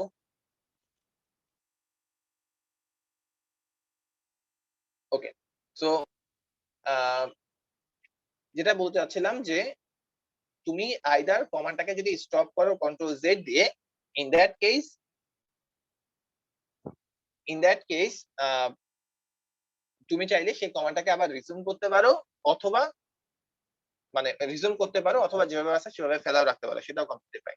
সো সে মনে করো আমি পিং কমান্ডটাকে আবার ট্রাই করি, যে আমরা যদি পিং google.com এটাকে আবার একটু ট্রাই করি। সো এখন এটা চলতেছে, ঠিক আছে। আমি যদি কন্ট্রোল জেড দেই তার মানে আমি কি বললাম, এটাকে আপাতত আমরা স্টপ করলাম। এটাকে আইদার আমরা ফোরগ্রাউন্ডে মানে এই টার্মিনালের উপরই আবার রান করাতে পারি অথবা ব্যাকগ্রাউন্ডে অর্থাৎ টার্মিনাল চলবে না কিন্তু আন্ডার দ্য হুড চলতে থাকবে, এমনও চাইলে করতে পারি। তো সেটা যদি আমি করতে চাই যে টার্মিনালে আবার জিনিসটা রান করুক, সেটার জন্য কমান্ডটা হচ্ছে fg বা ফোরগ্রাউন্ড। আমি যদি এখন এটা এন্টার প্রেস করি, তাহলে যদিও দেখাচ্ছে এখানে স্টপ হয়ে গেছে, বাট আবার এই ping.google.com এই জিনিসটা আবার রান করা শুরু করবে। ঠিক আছে, আবার আমি যদি ব্যাকগ্রাউন্ড প্রেস করতাম, ইন দ্যাট কেস এই ping.google.com এটা আসলে দেখো এই জায়গায় ব্যাকগ্রাউন্ডে রান করা শুরু করছে, কিন্তু এখানে যেহেতু বারবার ইনফরমেশন দেখানোর মানে প্রতিবার সে একটা ইনফরমেশন পাচ্ছে এবং সেটা শো করার ব্যাপার আছে, এই জন্য এটা আবার টার্মিনালে দেখাই দিচ্ছে।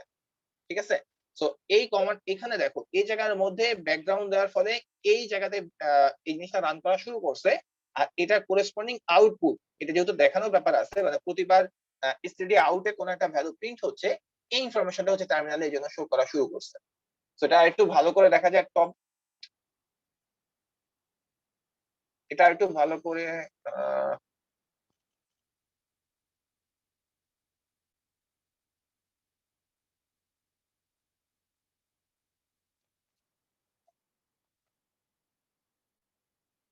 ঝামেলা লেগে গেল।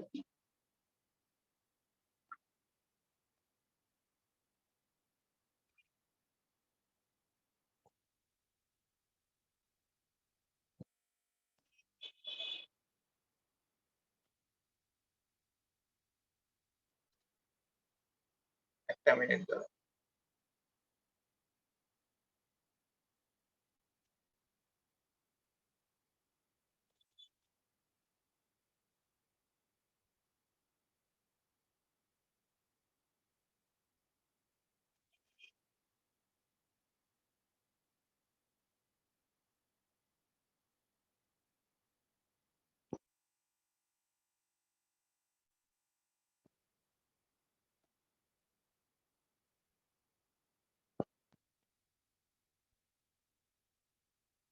ওকে, মানে এখানে একটা ঝামেলা হচ্ছে, মোস্ট প্রবাবলি আমি যখন পিং কমান্ডটা অন করলাম এবং তাকে ব্যাকগ্রাউন্ডে পাঠিয়ে দিছি, সেটাকে আমি আর কি ফোরগ্রাউন্ডে আনতেছিলাম না, মানে ফোরগ্রাউন্ডে না এনে আমি ওই কন্ট্রোল সি বা কন্ট্রোল জেড দিলে আসলে লাভ হচ্ছে না। সো ওই ফোরগ্রাউন্ডে আনার জন্য মনে হয়, আচ্ছা আমি একটা আচ্ছা আমি এটা নিজেরা ট্রাই করে দেখবো। সো ওইটাকে যেহেতু আমি ফোরগ্রাউন্ডে আনতেছিলাম না, জাস্ট আমি আউটপুটের উপর হচ্ছে তোমার কন্ট্রোল সি বা কন্ট্রোল জেড এটা ট্রাই আউট করতেছিলাম, এই জন্য জিনিসটা হচ্ছে তোমার কিবোর্ডটার নাম স্টপ হচ্ছিল না। আমার যেটা মনে হচ্ছে এই জিনিসটা হয়তো এরকম করে কাজ করতেছিল। তো এই জন্য যেটা করলাম যে আমি মানে সেশন থেকে লগ আউট করে হচ্ছি যে কন্ট্রোল ডি চাপ দিয়ে, যেটা হচ্ছে একটু পরে আমরা দেখাবো।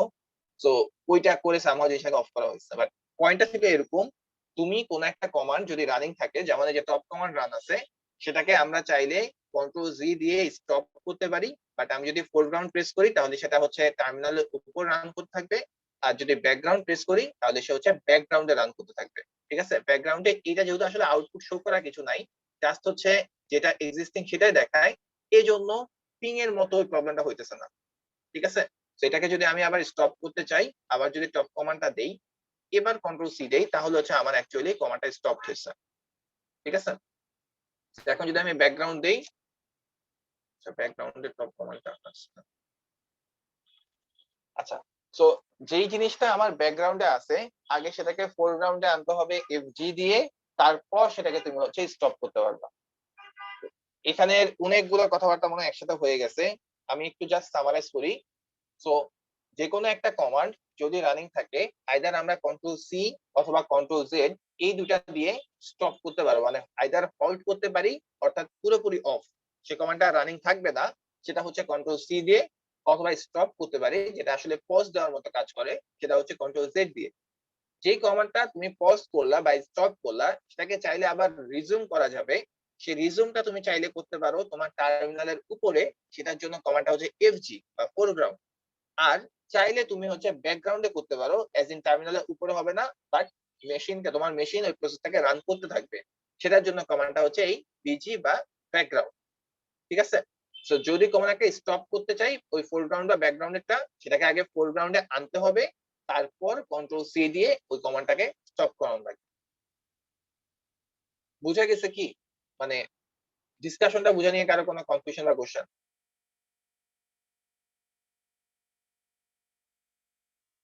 নাইস। সো এরপর যে কমান্ড গুলো বা শর্টকাট গুলো দেখানো হয়েছে, যে আমরা চাইলে কোনো একটা ওয়ার্ড ইরেজ করে দিতে পারি। যেমন আমি একটু এগুলো ক্লিয়ার করি, যে সে মনে করো এই যে cat.it, মানে তুমি যে কোনো একটা কমান্ড যদি লিখতে চাও টার্মিনালের মধ্যে, এটা হচ্ছে একটা সর্ট অফ মানে লেখা শর্টকাট, যে তুমি যদি কন্ট্রোল ডাব্লিউ প্রেস করো তাহলে তোমার একটা একটা ওয়ার্ড করে ডিলিট হয়ে যাবে, যদি কন্ট্রোল ইউ প্রেস করো তাহলে পুরো লাইনটা একসাথে ডিলিট হয়ে যাবে। আর হ্যাঁ, এই দুটাই হচ্ছে মেইনলি, যে একটা হচ্ছে তুমি একটা একটা ওয়ার্ড ডিলিট করতে পারো কন্ট্রোল ডাব্লিউ দিয়ে, কন্ট্রোল ইউ দিয়ে পুরো লাইন ডিলিট করতে পারো, কন্ট্রোল আর প্রেস করলে তোমার রিসেন্ট যেসব কমান্ড দিছো সেটার মধ্যে তুমি সার্চ করতে পারো যে এই কমান্ডের মধ্যে কি আছে কিনা। আর হচ্ছে গিয়ে ডাবল কোট মানে সরি ডাবল এক্সক্লামেটরি সাইন, এটা দিয়ে মোস্ট রিসেন্ট যে কমান্ড সেটা আবার এক্সিকিউট করা যায়। মানে অনেক রকম শর্টকাট আছে, মানে যেভাবে যেটা ইচ্ছে সেটাকে অ্যাপ্লাই করলাম। আর টার্মিনালটা ক্লোজ করার জন্য একটা কমান্ড আমরা রিপিটেডলি ইউজ করছি, সেটা হচ্ছে এক্সিট। এটা ছাড়াও আরেকটা কমান্ড আছে, সেটা হচ্ছে control D. So exit use করলে তুমি সেশনটাকে লগ আউট করবা, মানে টার্মিনালটা ক্লোজ হয়ে যাবে। কন্ট্রোল ডি এটা দিলেও তোমার টার্মিনালটা ক্লোজ হয়ে যাবে। ঠিক আছে, সো এখানে কিছু শর্টকাট অ্যাকচুয়ালি পুরোপুরি জাস্ট নিজেরা ট্রাই করে করে এগুলোতে একটু অভ্যস্ত হইলে আর একটু স্মুথলি কাজটা করতে পারবো, এটাই পয়েন্টটা। ওকে, আচ্ছা। এখানের মধ্যে নেক্সট হচ্ছে আমাদের কিছু কমান্ড দেখানো হয়েছে, যেটা নিয়ে আমরা আসলে পরে ডিসকাশন গুলো করবো। সো আমরা যদি কোনো একটা ফোল্ডারের মধ্যে এই যতগুলো ফাইল আছে প্রত্যেকটার করেসপন্ডিং ডিটেলস দেখতে চাই, যে এই ফাইলটা কবে ক্রিয়েট করা হয়েছিল, তারপর এই ফাইলটার সাইজ কত, এই ফাইলের করেসপন্ডিং পারমিশন কি, এরকম টাইপ জানার জন্য একটা কমান্ড ছিল। এর কমান্ডটা কি কেউ বলতে পারবা? যে কোনো একটা ফাইলের যাবতীয় সব ডিটেলস একত্রে দেখার জন্য একটা কমান্ড। কমান্ডটা ছিল মানে লিস্ট আকারে দেখা। লিস্ট আকারে দেখলে এই ফাইলের করেসপন্ডিং সব ইনফরমেশন হচ্ছে এই জায়গায় শো করে। তো যখন আমরা লিস্ট আকারে দেখি তখন দেখতেছি এই জায়গার মধ্যে হচ্ছে আসলে ফাইলের পারমিশন দেওয়া আছে। এই প্রথম এই কলামটা এটা হচ্ছে ফাইলের ওনার বুঝাচ্ছে, এইটা বুঝায় ফাইলের গ্রুপ, মানে এই ফাইলটার গ্রুপের ওনার কারা, মানে গ্রুপ কারা সেই জিনিসটা, ফাইলের সাইজ, লাস্ট মডিফিকেশন আর ফাইলের নেম। ঠিক আছে, সো এখানের মধ্যে আমাদের বেশ কিছু কথাবার্তা আসবে, এগুলো একটু ডিসকাস করি। উবুন্টুতে তুমি যখন কাজ করতেছো বিভিন্ন টাইপের ওনার থাকে, মানে বিভিন্ন ক্যাটাগরিতে ভাগ করা হয়।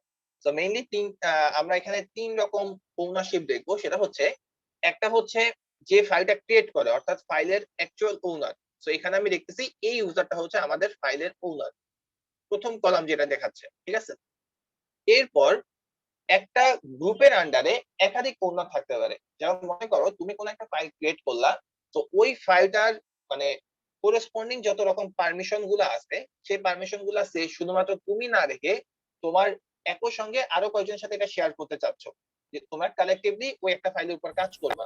তো ইন দ্যাট কেস ওই এক্সট্রা ইউজারদেরকেও একত্রে একটা গ্রুপের মধ্যে দিয়ে দেওয়া যায় এবং ফাইলটার মানে পারমিশনটাকে ওই গ্রুপ করেসপন্ডিংলি করে দেওয়া যায়। ঠিক আছে, আর ওই তুমি ওনার এবং তোমার গ্রুপ এরা বাদে যেসব ইউজার আছে তাদের জন্য তুমি একটা পারমিশন স্পেসিফাই করে দিতে পারবা। এখন এই যে পারমিশন বলতেছি এটা আসলে কি বোঝাচ্ছে, এই জায়গাটা যদি খেয়াল করো, এইটা হচ্ছে তোমার কোন একটা পারমিশনের মানে কোন একটা ফাইলের করেসপন্ডিং কি কি পারমিশন দেওয়া আছে সেটা শো করে। যেমন এই জায়গায় মোট 10টা ক্যারেক্টার আছে। ঠিক আছে, সবার ফার্স্ট ক্যারেক্টার যেটা সেটা হয় আইদার হাইফেন অথবা ডি। হাইফেন দিয়ে বুঝায় এটা আসলে একটা ফাইল রিপ্রেজেন্ট করতেছে, আর ডি দিয়ে বুঝাচ্ছে এটা একটা ডিরেক্টরি বা ফোল্ডার রিপ্রেজেন্ট করতেছে। হাইফেনের পর প্রথম যে 3টা ক্যারেক্টার থাকে এই 3টা ক্যারেক্টার হচ্ছে ফাইলের যে ওনার তার করেসপন্ডিং পারমিশন শো করে। তো ফাইলের ওনারের করেসপন্ডিং পারমিশন আমরা কি দেখতেছি এই জায়গায়, এই জায়গায় আইদার প্রথমটা হবে মানে আইদার কোন একটা ইংলিশ লেটার হবে অথবা হাইফেন হবে। হাইফেন দিয়ে বোঝায় পারমিশন নাই, আর ইংলিশ লেটার হচ্ছে তার করেসপন্ডিং পারমিশন বোঝাচ্ছে। যেমন প্রথমে এটা আছে আর, আর দিয়ে বোঝায় এই ফাইলটার ওনারের রিড পারমিশন দেওয়া আছে। তারপর আছে হচ্ছে ডাব্লিউ, ডাব্লিউ দিয়ে বোঝায় রাইট পারমিশন দেওয়া আছে। আর এরপর আছে একটা হাইফেন, হাইফেনের পরিবর্তে এই জায়গায় এক্স থাকতে পারতো, এক্স দিয়ে বোঝায় এক্সিকিউটেবল পারমিশন দেওয়া আছে। সো 3 রকম পারমিশন হতে পারে, রিড পারমিশন, রাইট পারমিশন আর এক্সিকিউটেবল পারমিশন। এই ফাইলটার করেসপন্ডিং আমরা যদি দেখি ওনারের জন্য রিড পারমিশন আছে, রাইট পারমিশন আছে, কিন্তু এক্সিকিউটেবল পারমিশন নাই, মানে ওনার এই ফাইলটাকে এক্সিকিউট করতে পারবে না।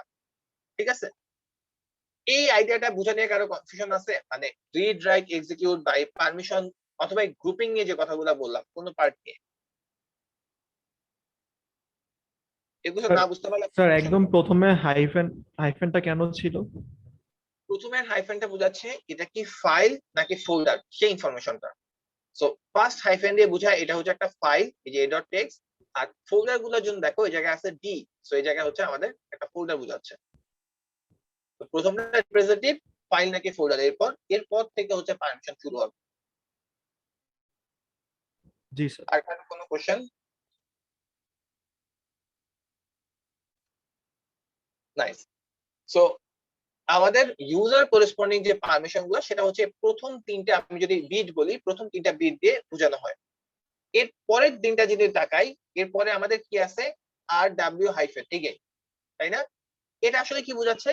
এটা বোঝাচ্ছে যে আমরা যে একটা কথা বললাম না, কোন একটা গ্রুপ, যে সে বেশ কয়েকটা ইউজার নিয়ে একটা গ্রুপ করা হয়েছে, সেই গ্রুপের করেসপন্ডিং পারমিশন কি, সেটা হচ্ছে এই রিড রাইটার হাইফেনটা বোঝাচ্ছে। ঠিক আছে? সো এগেইন আইডিয়াটা সেম, বোঝা যাচ্ছে যে এই যে গ্রুপটা, এই সেকেন্ড কলামে যেটা আছে এই গ্রুপটা, সেই গ্রুপটা আসলে কি করতেছে, সেই গ্রুপের জন্য রিড পারমিশন আছে, রাইট পারমিশন আছে, কিন্তু এগেইন কোনো এক্সিকিউটেবল পারমিশন নাই, মানে এই গ্রুপটাও এই ফাইলটাকে এক্সিকিউট করতে পারবে না। এরপর যেটা আছে সেটা হচ্ছে, মানে এর পরের তিনটা বিট, এটা আসলে কি বোঝাচ্ছে, ওনার, গ্রুপ, এরা বাদে মনে করো তোমার এই মেশিনের মধ্যে 10টা ইউজার আছে, মানে কোন একটা লোকাল মেশিন বা কোন একটা সার্ভার টাইপ, যে সার্ভারে বিভিন্ন different parts of the world থেকে বা অনেক মানুষ একত্রে ইউজ করতেছে ওই সার্ভারটা। তো সেই সার্ভারের মধ্যে তুমি তোমার ফ্রেন্ডদের মিলে কোন একটা প্রজেক্ট করতেছো, তো তোমরা মোট 4 জনের গ্রুপ। তো যেই মেশিন, মানে যেই প্রোগ্রামটা তোমরা করতেছো তার করেসপন্ডিং যে ফাইল আছে, অবশ্যই তোমরা চাবা তোমরা 4 জন ছাড়া মোট 10 জন ইউজারের বাকি যে 6 জন আছে তারা যাতে কোনোভাবে ওই ফাইলটাকে মডিফাই না করে ফেলতে পারে। সো এই যে তুমি চাচ্ছ না অন্য কেউ সেই ফাইলটাকে মডিফাই না করে ফেলুক, সেই জিনিসটাকে তাহলে তোমাকে সামহাউ কন্ট্রোল করতে হবে। যে তুমি ফাইলটা ক্রিয়েট করছো, তোমার তো কন্ট্রোল আছেই, তোমার গ্রুপে যে বাকি 3 জন আছে তাদেরকেও তুমি কন্ট্রোল দিতে চাও। সো তোমার বাকি 3 জনের জন্য তুমি একটা আলাদা ডেডিকেটেড গ্রুপ রাখলা, এই গ্রুপের জন্য তুমি রিড আর রাইট পারমিশন সে দিয়ে রাখছো, সে এক্সিকিউটেবল পারমিশন দিয়ে রাখছো, কিন্তু বাকি যে 6 জন ইউজার আছে তারা যাতে এই ফাইলটাকে, মানে ইভেন ইফ রিড করতে পারে, রাইট যেন করতে না পারে, সেটাকে তুমি সামহাউ কন্ট্রোল করতে চাও। সেটার জন্য হচ্ছে উবুন্টু তোমাকে একটা অপশন প্রোভাইড করে, সেটা হচ্ছে তুমি ওনার আর গ্রুপ বাদে যত ইউজার আছে তাদের জন্য পারমিশন কি হবে সেটাও তুমি স্পেসিফাই করে দিতে পারো। সেখানে আমরা দেখতেছি লাস্টে যে 3টা বিট, এটা আসলে বোঝায় ওই আদার্স এর করেসপন্ডিং পারমিশন। তো এই জায়গা থেকে আমরা বুঝতেছি আদার্স এর জন্য রিড পারমিশন আছে, কিন্তু রাইট বা এক্সিকিউটেবল এই দুইটা পারমিশন দেওয়া নাই। লাস্ট কথা থেকে বোঝা গেছে যে আদার্সটা কেন লাগতেছে বা আদার্স এর করেসপন্ডিং পারমিশনটা এই জায়গায় কি বোঝাচ্ছে? কেউ না বুঝতে পারলে একটু বলো। নাইস। সো আমরা বুঝতেছি যে কোন একটা ফাইলের করেসপন্ডিং অনেক রকম পারমিশনের অপশন আসলে উবুন্টু প্রোভাইড করে। তো এখন জিনিসটা হচ্ছে এটা তো বাই ডিফল্ট অপশন, মানে আমি যে ফাইলটা ক্রিয়েট করছিলাম তার করেসপন্ডিং পারমিশন এরকম দেওয়া ছিল, কিন্তু এমনটা তো তোমার ইউজ নাও হইতে পারে। যে তুমি চাচ্ছ তুমি ওনার যে একমাত্র তুমি হচ্ছে রিড আর রাইট করতে পারবা, তোমার গ্রুপে যারা আছে তারা রিড করতে পারবে কিন্তু রাইট করতে পারবে না, আর যারা তোমার গ্রুপের, তুমি আর গ্রুপ বাদে বাকি যারা আছে তারা কেউ রিড রাইট এক্সিকিউট কিছুই করতে পারবে না, এমন কিছু একটা তুমি চাইতে পারো। তো তার করেসপন্ডিংলি তুমি অ্যাকচুয়ালি কোন একটা ফাইলের পারমিশন চেঞ্জ করে দিতে পারো। ঠিক আছে? তো পারমিশন চেঞ্জটা কিভাবে করে সেটাই হচ্ছে আমরা এখন একটু দেখবো। তো সবার ফার্স্টে আমরা হচ্ছে ফাইলের করেসপন্ডিং দেখবো, তারপর ফোল্ডার করেসপন্ডিং দেখবো। ঠিক আছে? তো সেম মনে করো এখানে তো একটা a.text আছে, বর্তমানে যে ওনার, অর্থাৎ এই দেখো ওনারের নাম যেটা, এটা হচ্ছে ওনার ইউজার নেম, আমিও বর্তমানে এই ইউজার নেম হিসেবেই ঢুকে আছি। ঠিক আছে? তো আমি হচ্ছে বর্তমানে ফাইলটার ওনার। তো আমরা যেটা করতে পারবো, আমার হচ্ছে রিড রাইট পারমিশন আছে, এক্সিকিউটেবল পারমিশন নাই, টেক্সট ফাইল আসলে এক্সিকিউট করারও কিছু নাই। সো আমি যেটা করি যে সবার ফার্স্টে আমি দেখি অ্যাকচুয়ালি আমি ফাইলটাকে রাইট করতে পারি কিনা। সো সে মনে করো a.text, আমি এভাবে জিনিসটা লিখলাম, সে হ্যালো ওয়ার্ল্ড এমন কিছু একটা আমি লিখছি। ঠিক আছে? সো আমি রাইট করতে পারতেছি, সো আমি একটু রিড করা ট্রাই করে দেখি যে অ্যাকচুয়ালি আমি ফাইলটাকে রিডও করতে পারতেছি, রাইটও করতে পারতেছি। বাট সে এখন আমি চাচ্ছি যে, মানে এক্সাম্পলের জন্য সে আমি ফাইলটাকে রিড করতে পারবো কিন্তু রাইট করতে পারবো না, এমন কিছু একটা করতে চাই, সেটা আমি কিভাবে করতে পারি? সেটার জন্য যে কমান্ডটা সেটা হচ্ছে chmod চেঞ্জ মোড। এই কমান্ডটা কিভাবে কাজ করে, আলটিমেটলি এই যে এখানে যত কিছু তুমি দেখতেছো এখানে আসলে মোট 9টা ইনফরমেশন পাস করা হয়েছে, 9টা বিট। প্রথমটা ফাইলের জন্য সবসময় ফিক্সড, পরেরটা আর মানে ফোল্ডারের জন্য সবসময় ফিক্সড।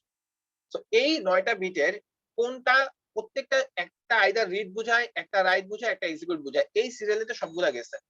তো কোন বিটটা অন থাকবে কোন বিটটা অফ থাকবে এই ইনফরমেশনটা যদি আমি মানে মেশিনকে বলে দেই, তার করেসপন্ডিং পারমিশন সে এখানে চেঞ্জ করে দিতে পারবে।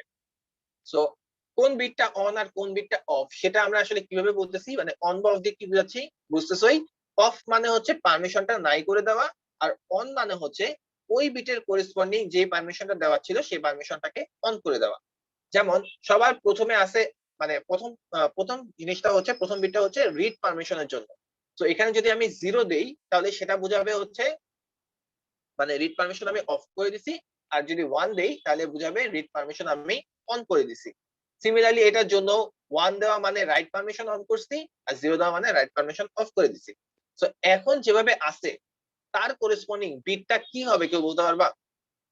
এখন যেভাবে আছে সেটা করেসপন্ডিং বিটের মানে প্যাটার্নটা কি? স্যার 110 110 100। এক্স্যাক্টলি, সবাই ধরতে পারছি? মানে জাস্ট যেগুলা অন আছে তার করেসপন্ডিং 1 হয়ে আছে, আর যেগুলা তোমার পারমিশন নাই সেগুলা 0 হয়ে আছে। যখন আমি chmod কমান্ডটা দিব তখন আসলে এই বাইনারি বড় জিনিসটা না দিয়ে আমরা এটাকে অক্টালে রিপ্রেজেন্ট করে তারপর দিই। ঠিক আছে, সো অক্টাল রিপ্রেজেন্টটা আসলে একটু মানে কঠিন কথা, বাট এভাবে চিন্তা করতে পারো প্রতি তিনটা নিয়ে তো ফার্স্টটা কি বুঝায় বললাম ইউজার, তারপরে তিনটা বুঝায় হচ্ছে গ্রুপ, তারপরে তিনটা হচ্ছে আদার্স। তো প্রথম তিনটা যে ইউজার আছে তার করেসপন্ডিং যে বিট প্যাটার্ন সেটার করেসপন্ডিং অক্টাল বা ডেসিমাল ভ্যালু, মানে অক্টাল ডেসিমাল ভ্যালু অবশ্যই সেম হবে এই তিনটার জন্য। ঠিক আছে, সেই জিনিসটা হচ্ছে আমরা chmod লিখি। যেমন এখানে আছে কি তোমরা বললা 110, সো 110 এটার করেসপন্ডিং ডেসিমাল বা অক্টাল ভ্যালুটা কত? 6, তাই না? 110 এটাকে তুমি যদি ডেসিমালে কনভার্ট করো, পাঁচটা 4, তারপরটা 2, তারপর 0, তাহলে 4 যোগ 2 হচ্ছে 6। এরপরে আবার রিড রাইট মানে নাল দেওয়া মানে হচ্ছে অফ করা অপশনটা, সো এখানেও আমাদের হচ্ছে 6। আর পরেরটার জন্য ভ্যালু কত হবে? আদার্স এর জন্য 4। সবাই কি ধরতে পারতেছি নাকি একজনই শুধু অ্যান্সার করতেছি? মানে কেউ যদি না বুঝতে পারো বলো, কারণ এগুলোর উপরে কিন্তু নেক্সট দিন ভাইভাটা হবে, বা এগুলো তোমাদেরকে বারবার ইউজ করা লাগবে। ঠিক আছে, সো আমাদের যেই প্যাটার্নটা আমি দিতে চাই তাদের করেসপন্ডিং তিনটা বিট নিয়ে যেই ভ্যালুটা আসবে সেই ভ্যালুটা হচ্ছে আমি যেটা বসাচ্ছি। ওকে, সো আমাদের এটার করেসপন্ডিং ভ্যালু হচ্ছে 6, 6 আর 4। সো সে আমি যে এক্সাম্পল দিতে যাচ্ছিলাম সেটা হচ্ছে যে আমরা সে রাইট করতে পারবো না কিন্তু রিড করতে পারবো এমন একটা অপশন দেওয়া। সো আমার যে ইউজারটা যে ওনারটা আছে তার করেসপন্ডিং পারমিশনটা যদি আমি চেঞ্জ করে দেই যে সে আমি রিড করতে পারবো, সো এটার জন্য আমার 1 থাকবে, তারপরটা 0 থাকবে, তারপরটা 0 থাকবে। তার করেসপন্ডিং অক্টাল কোড বা ডেসিমাল কোডটা কত তাইলে হবে? আর হাইফেন হাইফেন এমন আছে 4 হবে, তাই না? তো পাশেরটা আমার হবে 4। এরপর যেটা আছে গ্রুপের জন্য আমি চেঞ্জ করতে যাচ্ছি না, যা আছে তাই রাখলাম। আর পরেরটার জন্য শুধুমাত্র রিড করতে পারবো মানে আগের মতো, তাহলে এখানে হবে 4। তো 4, 6, 4 কোনটা দিয়ে কি বোঝাচ্ছে? কারো কোনো কনফিউশন? নাইস। তো যদি না থাকে তাহলে এই ফাইলের করেসপন্ডিং পারমিশনটা চেঞ্জ করার জন্য আমি এখন একটা কমান্ড অ্যাপ্লাই করলাম। তো আমি যদি এখন এন্টার প্রেস করি এরপর ls-l দেই, তাহলে দেখো একটু আগেও রাইট পারমিশন অন ছিল, বাট যেহেতু আমি মোডটাকে চেঞ্জ করে দিছি সো এখন রাইট পারমিশনটা অফ হয়ে গেছে। রাইট পারমিশনটা অফ করার এখন তাহলে বিশেষত্বটা কি হইলো? রিড পারমিশন অন করা। সো আমি যদি cat a.txt দেই আমি ঠিকই ফাইলটাকে রিড করতে পারতেছি, বাট এখন যদি আমি cat a.txt দেই আমাকে সে দেখাচ্ছে পারমিশন ডিনাইড, আমি এই ফাইলটাকে মানে রাইট করতে পারবো না। বুঝা গেছে কি? এবং এটা করেসপন্ডিং আইকনও দেখবা হচ্ছে একটু একটু চেঞ্জ হচ্ছে। সো এই যে ফাইলের পারমিশনটা চেঞ্জ করা এবং তার করেসপন্ডিং আমরা অ্যাকশনটা দেখতে পারতেছি যে এটা কিভাবে আসলে কাজ করতেছে, এটা নিয়ে কারো কোনো কোশ্চেন বা কনফিউশন? নাইস। তো সেম মনে করো আমি এখন যাচ্ছি রিড পারমিশন থাকবে না, রিড পারমিশন থাকবে না কিন্তু রাইট পারমিশন থাকবে এমন কিছু একটা করতে চাই। এটা কিভাবে করতে পারি? এটার জন্য তাহলে কমান্ডটা কি হবে? chmod এর পর আমি রিড 2 হবে। 2 হবে। আর কেউ কি বলতে পারবা এটা 2 কেন হইলো? 2 কেন হয়েছে? কেউ কি বলতে পারবা?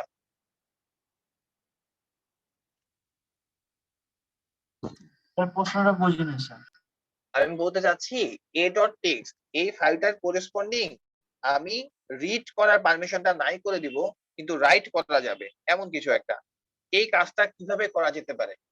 chmod এর পর কোন ভ্যালুটা দেওয়া লাগবে? এটা হচ্ছে অ্যাকচুয়াল কোশ্চেন।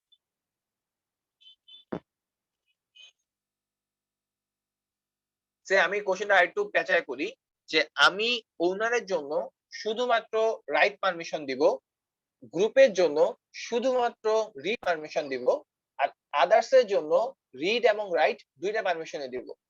এই কাজটা কিভাবে করা যেতে পারে? স্যার 2 4 6 2 4 6 ও সরি আমি এখানে 2 4 6 নাইস। সো জিনিসটা কেমন? আমি যদি 2 দেই তার মানে আমি শুধুমাত্র রাইট পারমিশন দিতেছি ওনারকে। 4 দেই এটা মানে শুধুমাত্র রিড পারমিশন দিতেছি গ্রুপকে। আর 6 মানে হচ্ছে রিড আর রাইট। এই যে এটা হচ্ছে 4, এটা হচ্ছে 2, 4 আর 2 6, রিড আর রাইট এই পারমিশন দিতেছি আদার্স এর জন্য। সো এটার করেসপন্ডিং এখন যদি আমি a.text লিখি, এবার ls - l দেই, তাহলে দেখো শুধুমাত্র রাইট পারমিশন আছে ওনারের জন্য, শুধুমাত্র রিড পারমিশন আছে গ্রুপের জন্য, আর রিড রাইট দুটো পারমিশনই আছে আদার্স এর জন্য। ঠিক আছে? তো এখন যদি আমি এই ফাইলটা যেহেতু আমাকে রাইট পারমিশন দেওয়া আছে, সো আমি যদি এখন রিড করতে চাই, যে ক্যাট দিয়ে a.text দিতেছি, আমাকে দেখাচ্ছে কি পারমিশন ডিনাইড। কিন্তু আমি যদি এখন রাইট করতে যাই, বুঝতে পারতেছো এখন আর কোনো সমস্যা নাই, যে এখন ঠিকই আমি হচ্ছে ফাইলটাকে রাইট করতে পারতেছি। ঠিক আছে? কিন্তু কি রাইট করছি সেটা দেখতে গেলে আমাকে হচ্ছে দেখাচ্ছে পারমিশন ডিনাইড হয়ে আছে। সো এই যে পারমিশন চেঞ্জ করা, চেঞ্জ মোড দিয়ে, আইডিয়াটা বুঝা নিয়ে কারো কোনো কোশ্চেন বা কনফিউশন?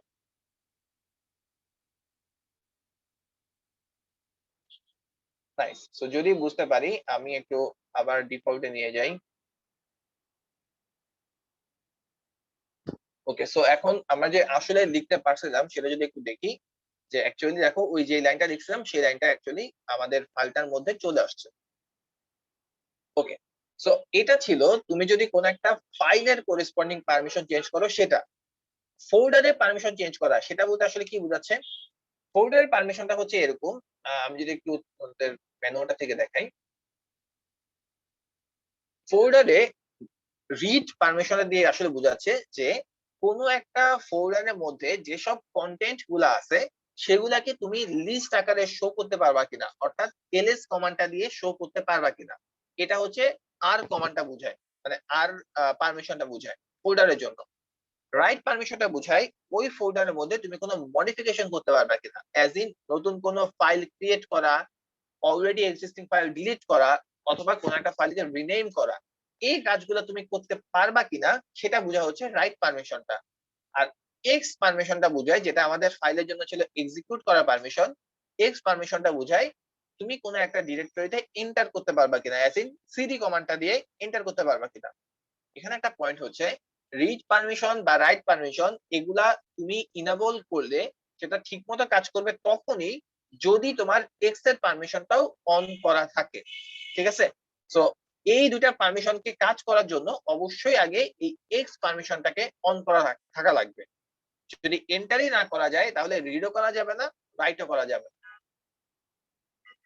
বুঝা গেছে কি? কেউ না বুঝতে পারলে একটু বললো। স্যার কোনো একটা ফাইলের মডিফিকেশন, কোনো একটা ফোল্ডারের মধ্যে একটা ফাইল আছে, সেটা মডিফিকেশন করার জন্য কি স্যার আমার ফোল্ডারের পারমিশনও লাগবে, রাইট পারমিশন এন্ড ফাইলেরও রাইট পারমিশন, দুইটাই হ্যাঁ, লাগবে? কারণ তুমি ফাইলটাকে তো মডিফাই করতে চাচ্ছ, তার মানে ফোল্ডারের মধ্যে কোনো কিছু একটা চেঞ্জ করতে চাচ্ছ। সো ফোল্ডারের পারমিশন তোমার লাগবে, অ্যাজ ওয়েল অ্যাজ ফাইলের পারমিশন তো অফকোর্স লাগবে, যেটা আমরা একটু আগেই দেখলাম, তাই না? ওকে, সো আমরা যদি এটা একটু মানে চেক আউট করি যে অ্যাকচুয়ালি জিনিসটা কিভাবে কাজ করতেছে। সে মনে করো আমরা এই যে প্রিভিয়াস কোশ্চেন, এই যে ফাইলটা আছে সে মানে এখানে যে ফোল্ডারটা আছে, এই ফোল্ডারটার আমরা ওনারের রেসপেক্টে দেখি যে ওনারের রিড পারমিশনটা অফ করে দিব। ঠিক আছে? তো আমরা এক্স যেটা সেটাও অফ করব, রিড পারমিশন অফ করব, শুধুমাত্র রাইটটাকে অন করে রাখবো। মানে রাইট অন করে রাখলে আসলে লাভ নাই, যেহেতু আমি এক্সটাকে অফ করে রাখতেছি। সো এই জায়গাতে আমি সেই দিতে যাচ্ছি হচ্ছে শুধুমাত্র সেকেন্ড বিটটা অন থাকবে, প্রথমটাও 0 পরেরটাও 0, তাহলে এটা মানে কত 2, তাহলে 2 দিলাম, পরেরটা যা আছে তাই রাখতে পারি, বাট তুমি চাইলে এখানে 6 দিলাম। আর এখানে এই যে এখানে যেটা আছে সেটা করেসপন্ডিং ভ্যালু কত, আর হাইফেন এক্স 5 কত হবে, 5 5 হবে, রাইট? সো এখানে আমি যদি 5 দেই, এরপর প্রিভিয়াস কোশ্চেন ফোল্ডারটা দেই, এবার ls মাইনাস এও দেই, তাহলে দেখো এই ফোল্ডারটার মধ্যে এখন হচ্ছে আমি এক্স দিয়ে এন্টার করার পারমিশন অফ করে দিছি, রিড করার পারমিশন অফ করে দিছি। রাইট পারমিশন থাকলেও সে আসলে কিছু করতে পারবে না, কারণ এক্স পারমিশনটাই অফ করা। তো আমি যদি সিডি দিয়ে এখন প্রিভিয়াস কোশ্চেনে যেতে চাই, দেখো পারমিশন ডিনাইড। ইভেন আমি যদি ls দিয়ে প্রিভিয়াস কোশ্চেন দেখতে চাই, আমাকে আবার বলতেছে কি পারমিশন ডিনাইড। সো বুঝতেছই, পারমিশন যদি অফ করে দেই, এটা আসলে কিছু করার এখানে সুযোগই নাই। ওকে, আচ্ছা। সো আমি কিন্তু যদি এক্সটাকে অন করে রাখতাম, ইন দ্যাট কেস আমি হয়তো রাইটটাকে করতে পারতাম, মানে কোনো ফাইলের মডিফিকেশন করতে পারতাম ফোল্ডারের ভিতরে। সো আইডিয়াটা হচ্ছে তোমার এক্সটা অন থাকলে তুমি রিড বাই রাইট করতে পারবা, যদি এক্সটা অফ থাকে রিড বাই রাইট কোনো কিছু আসলে করার সুযোগ নাই। ওকে, তো ফোল্ডারের আইডিয়াটা পারমিশন চেঞ্জ মানে ঘুরে ফিরে একই জিনিসই, এই আইডিয়াটা নিয়ে কারো কোনো কোশ্চেন বা কনফিউশন ফোল্ডারের আইডিয়া নিয়ে?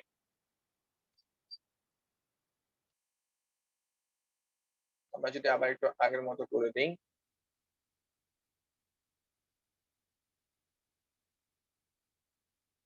ওকে। সো ফোল্ডারের আইডিয়াটা হচ্ছে এরকম, তো যেটা বললাম। আচ্ছা, নেক্সট আমরা যেটা দেখার ট্রাই করবো সেটা হচ্ছে আমরা চাইলে গত ল্যাবে আমরা বলছিলাম যে নর্মাল ইউজার থেকে সুপার ইউজারে আসলে কনভার্ট করা যায়, ঠিক আছে? তো তুমি যদি সুপার ইউজারে শিফট করতে চাও, সেটার জন্য যে কমান্ডটা সেটা যদি আমরা একটু দেখি। তো সুপার ইউজারের সুবিধাটা হচ্ছে যে নর্মাল ইউজার হিসেবে তুমি অনেক কিছু করতে পারতা না, সুপার ইউজার হয়ে তুমি অনেক মানে মডিফিকেশন করে ফেলতে পারবা, অনেক কিছু অল্টার করে ফেলতে পারবা, যেটা তোমার জন্য হার্মফুল হয়ে যেতে পারে। সো একটু বুঝে কাজ করা লাগবে। ওকে, সো আমি যদি সুপার ইউজারে কনভার্ট মানে শিফট করতে চাই, উবুন্টুর জন্য যেটা করতে হয় সেটা হচ্ছে সুডো লিখে -i এটা লিখা লাগে। সো এটা যদি দেই, তোমার ইউজার নেমে করেসপন্ডিং পাসওয়ার্ড চাইবে। সো আমি যদি পাসওয়ার্ড দেই, এখন দেখো একটু আগে আমার এই জিনিসটা ছিল কি, মানে এই আমরা গতভাবে বলছিলাম যে ডলার সাইনটা দিয়ে বোঝা যায় এটা হচ্ছে নরমাল ইউজার, আর সুপার ইউজারের জন্য যেটা করতে হয় সেটা সুপার ইউজারের জন্য সিম্বলটা চেঞ্জ হয়ে হ্যাশ হয়ে যায়, ঠিক আছে? তো এখন আমি সুপার ইউজারে চলে আসছি। বর্তমানে আমি কোন ডিরেক্টরিতে আছি কেউ কি বলতে পারবা? এখনো কি আমি এই ফোল্ডারটার মধ্যেই আছি যেখানে ছিলাম?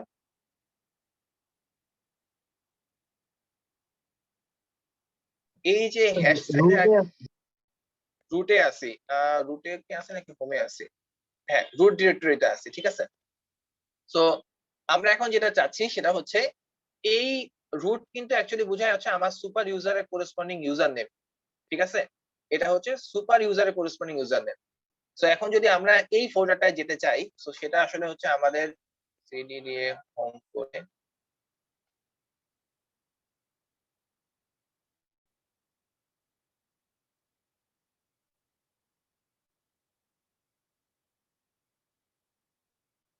সো এখন হচ্ছে আমরা আবার এই ফোল্ডারে চলে আসলাম, ঠিক আছে? সো তুমি সুপার ইউজার হয়ে যাবতীয় সবকিছুর মধ্যে যেমন ইচ্ছা আর কি ঘোরাঘুরি করতে পারবা। আমি যদি এখন মানে সুপার ইউজারের একটা সুবিধা যদি দেখতে চাই, এখানে দেখো এই যে a.text ফাইল, এই ফাইলটা ক্রিয়েট করছিল কি এই অন্তু নামে যে ইউজারটা আছে সেই ইউজারটা। ওকে, এই ইউজার নেম থেকে হচ্ছে এই ফাইলটা ক্রিয়েট করা হয়েছিল। এখন আমি যেটা চাচ্ছি যে আমি এই ফাইলের যে ওনার তাকেই চাইলে চেঞ্জ করে দিতে পারবো, যে এখন আর ওনার এ না থেকে ডিফারেন্ট কোন একটা ইউজার হয়ে যাবে। তো সুপার ইউজার এই জিনিসটা কন্ট্রোল করতে পারে। সো এটা যদি আমরা করতে চাই যে কোন একটা ফাইলের ওনারই চেঞ্জ করে দিব, সো সেই যেই ওনারটাই আমি দিতে চাই chown, এটা দিয়ে হচ্ছে চেঞ্জ ওনার, এই কমান্ডটা দিয়ে তুমি চাইলে কোন ওনারকে এই জিনিসটা দিতে চাও। হাসিন নামে এখানে আরেকটা ওনার আছে, এই ওনারের কাছে আমি পাস করে দিলাম। মানে এখানে হচ্ছে এই নামটা ক্যাপিটাল থাকলেও অ্যাকচুয়ালি ইউজার নেমটা হচ্ছে স্মল লেটারে, সো সেটা করেসপন্ডিং আমি এখানে দিছি। সো সেই ওনারটাকে a.text ফাইলটাকে আমি ওনারশিপ পাস করে দিলাম। এখন যদি আমি এন্টার প্রেস করি, এবার ls -a দেই, এখন দেখো আমার কিন্তু পারমিশনটা নাই হয়ে গেছে, সরি মানে ওনারশিপটা চেঞ্জ হয়ে গেছে, ঠিক আছে। সো এখন এই কি বলে এটার নাম, যে a ডট টেক্সট ফাইলের আগের ওনার ছিল হচ্ছে অন্তু, এখন আমার চেঞ্জটা হয়ে গিয়ে হাসিন হয়ে গেছে। ওকে, সিমিলারলি তুমি যেমন ওনার চেঞ্জ করতে পারো, সিমিলারলি তুমি গ্রুপের যে এই ফাইলটা যে গ্রুপের আন্ডারে ছিল সেই গ্রুপটাকেও চেঞ্জ করে দিতে পারো, মানে সুপার ইউজার হয়ে। নর্মাল ইউজার কিন্তু এরকম ওনার চেঞ্জ বা গ্রুপ চেঞ্জ এই কাজটা করতে পারতো না। সো এখন যে কমান্ড গুলো আমরা দেখতেছি, এটা সুপার ইউজার না হলে আমি একটু আগে যেভাবে ইউজার ছিলাম এই নর্মাল ইউজার হয়ে কিন্তু আমি এই কমান্ড গুলো অ্যাপ্লাই করতে পারতাম না, ঠিক আছে। সো নেক্সট আরেকটা কমান্ড আমরা দেখি, সেটা হচ্ছে চেঞ্জ গ্রুপ, যে তুমি চাইলে গ্রুপটাকেও চেঞ্জ করে দিতে পারো, ফাইলের করেসপন্ডিং গ্রুপ। তো সেম মনে করো আমি আবার এই গ্রুপটাকে চেঞ্জ করে হাসিন নিয়ে আসলাম। তো এখন যদি চেঞ্জ গ্রুপ দেই, তাহলে a ডট টেক্সট এটার গ্রুপটা চেঞ্জ হয়ে আগে ছিল এই ইউজারটা, এখন চেঞ্জ হয়ে গিয়ে দেখো যে ডিফারেন্ট একটা ইউজার হয়ে গেছে। এটা স্প্যান করে দিয়ে এখন, হ্যাঁ বলো। স্যার হাসিনের এই ইউজারটাকে স্যার ভ্যালিড মানে আগে থেকে ভ্যালিড থাকতে হবে? হ্যাঁ, আগে থেকে ভ্যালিড থাকতে হবে। মানে তোমরা চাইলে এক্সট্রা ইউজার ক্রিয়েট করতে পারো, কমান্ড লাইন দিয়েও এটা করা যায়, আমি দেখছিলাম। চাইলে টার্মিনাল থেকেও করা যায়, যে ইউজার নেম যদি পাস করো, সরি কারণ এই স্যার আমি ইউজার, যাওয়ার পর আমাকে বলতেছে ইনভ্যালিড ইউজার, এই জন্য স্যার। হ্যাঁ তোমাকে আগে থেকে ইউজার ক্রিয়েট করতে হবে, অফকোর্স মানে মেশিনে আগে তোমার ইউজারটা থাকতে হবে। তো মানে user name extra user create করার কোনো ব্যাপার না, মানে তোমরা এটা মানে উইন্ডোজে অহরহ করে আসছো, যে ইউজার অ্যাকাউন্ট তুমি যদি সার্চ করো এই ইউজার অ্যাকাউন্ট থেকে মানে কমান্ড লাইন দিয়েও করা যায়, সেটাও তোমরা করতে পারো। আগে আনলক করে নিয়ে তোমাকে পাসওয়ার্ড দিতে বলবে, পাসওয়ার্ড দিলা, আনলক করে নিয়ে তারপর তুমি জাস্ট অ্যাড ইউজার আছে কোন একটা জায়গায়, এই যে এখানে অ্যাড করে জাস্ট ইউজার যতগুলো তোমার মানে একটা ইউজারই জাস্ট একটা অ্যাড করে রাখো, যাতে তোমরা জিনিসটা চেক করতে পারো যে অ্যাকচুয়ালি কিভাবে কাজ করতেছে। সেই ইউজারটাকে অ্যাড করলে তার করেসপন্ডিং ইনফরমেশন দিলেই হইলো, ঠিক আছে। খুবই মানে স্ট্রেট ফরওয়ার্ড এবং সিম্পল জিনিস।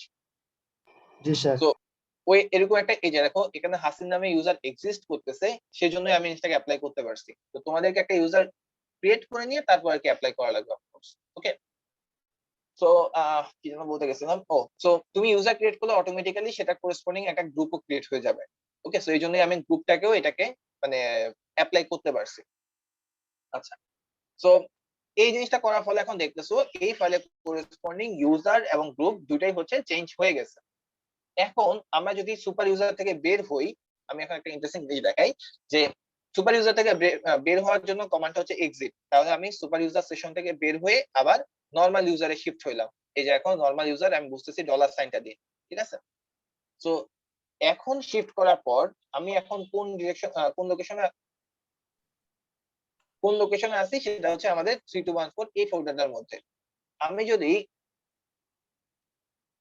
ls কেউ দেই, ইন দ্যাট কেস কি হবে, আমি দেখতেছি a.txt এটার ফাইলের করেসপন্ডিং ওনার চেঞ্জ হয়ে গেছে, যদিও এই ইউজারটা থেকেই এই ফাইলটা ক্রিয়েট হয়েছিল, এই ANTU এই ইউজারটা থেকে যদিও এই ফাইলটা ক্রিয়েট হয়েছিল, কিন্তু ফাইলের ওনারটা চেঞ্জ হয়ে গেছে, এবং এর ফলে এই ফাইলের করেসপন্ডিং পারমিশনটা ইউজারের জন্য চেঞ্জ হয়ে গেছে। একটু আগে ওনারের যে পারমিশন ছিল, রিড আর রাইট করা পারমিশন, যেটা যদিও অ্যাভেলেবল ছিল, কিন্তু যেহেতু আমি ওনার চেঞ্জ করে দিছি, এখন যদি আমি এই ফাইলটাকে রিড করতে চাই, মানে রিড, এখন আমি কিন্তু আর এই ওনারও না এবং গ্রুপের মধ্যেও ইনক্লুডেড না, সো আমি হয়ে গেছি আদার্স এর মধ্যে। সো আদার্স এর যে পারমিশন গুলো অ্যাভেলেবল আছে, শুধুমাত্র সেগুলো আমার জন্য অ্যাপ্লিকেবল হবে। সো দেখতেছো আদার্স এর মধ্যে রিড পারমিশন আছে, সো আমি যদি ক্যাট করি, ইন দ্যাট কেস আমি রিড করতে পারবো। কিন্তু আমি যদি ফাইলটাকে একটু মডিফাই করতে চাই, অ্যাজ আমি ওনার, আমি চিন্তা করতে পারি আমি এটা করতে পারা উচিত, কিন্তু আমাকে আসলে ওনারটা সুপার ইউজার ওনারশিপে চেঞ্জ করে দিছে। তো এখন আমি আর আসলে ফাইলটাকে মডিফাই করতে পারতেছি না, কারণ আমার মানে এই গ্রুপ বা ওনার কোনটার মধ্যে আমি আর আসলে ইনক্লুডেড না। আইডিয়াটি কি বোঝা গেছে যে এটা আসলে কেন এখানে পারমিশন ডিনাইড বা কিভাবে কি জিনিসটা হইলো? কেউ না বুঝতে পারলে একটু বললো। নাইস।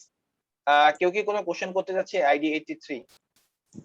স্যার আমি স্যার একটু সিক তো স্যার, আমি স্যার ল্যাব টেস্টার একটু লিখ নিতে চাচ্ছি। আচ্ছা, ওকে, শিওর, সমস্যা নাই। আইডি 83, ওকে ওকে, তুমি লিভ নিতে পারো। আর বেশিক্ষণ আসলে ক্লাস নাই, আর একটা জিনিসই দেখাবো। ওকে, এমনিতে কারো কোনো কোশ্চেন বা কনফিউশন? টপিক গুলো নিয়ে। নাইস। সো আমরা জাস্ট একটা জিনিস দেখাই যে আমরা রিড রাইট এইসব জিনিসপত্র দেখছি, এক্সিকিউশন নিয়ে আসলে তেমন কিছু দেখি নাই। সো আমরা একটা ছোট সি কোড লিখবো এবং সেইটার করেসপন্ডিং এক্সিকিউশনটা কিভাবে কাজ করে সেটা একটু দেখা ট্রাই করবো। তো সে মনে করো আমি একটা ফাইল আগে ক্রিয়েট করি যে সে test.c, এটা নামে আমি একটা ফাইল ক্রিয়েট করলাম। সো এটা আমার একটা সি ফাইল। তো ন্যানো নামে একটা কমান্ড আছে যেটা দিয়ে হচ্ছে তোমার টার্মিনালের মধ্যে একটা এডিটর ওপেন করে দেয়। তো আমি এই ন্যানো কমান্ডটা দিয়ে এই সি ফাইলটা ওপেন করলাম। এখন আমি যদি কোড লিখি যে নরমাল একটা প্রিন্টের কোড লিখবো,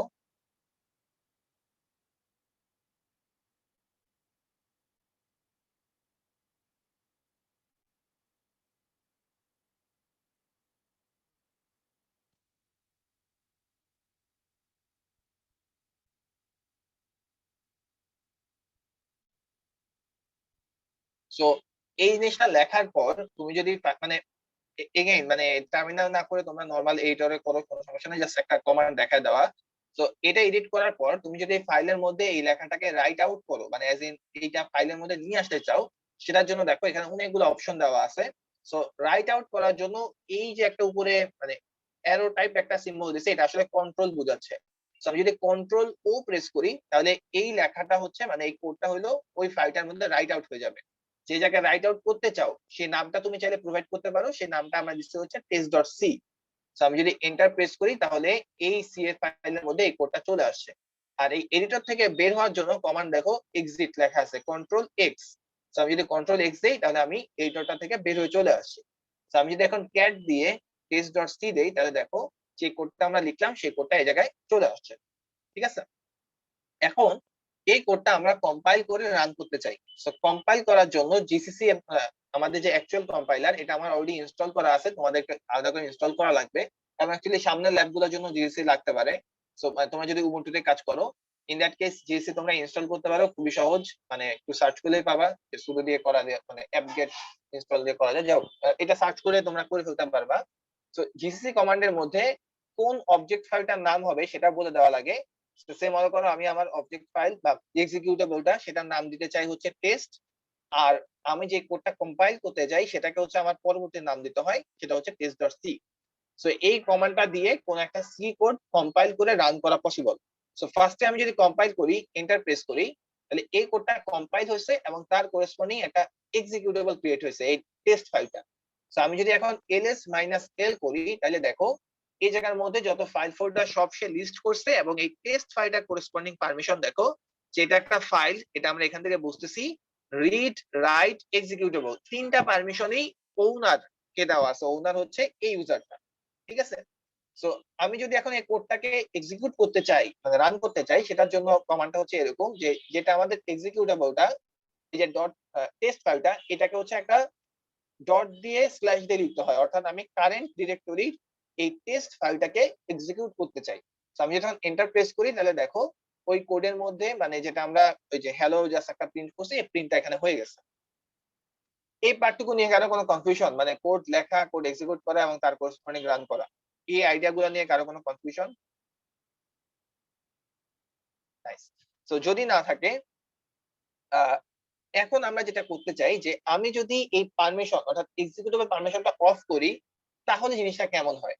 তো আমি যদি এই ফাইলটার করেসপন্ডিং এই যে টেস্ট ফাইলটা এক্সিকিউটেবলটা এটার করেসপন্ডিং এক্সিকিউশন পারমিশনটাকে আমি অফ করে দেই, তাহলে ইউজারটা করেসপন্ডিং কাজ কিভাবে করে।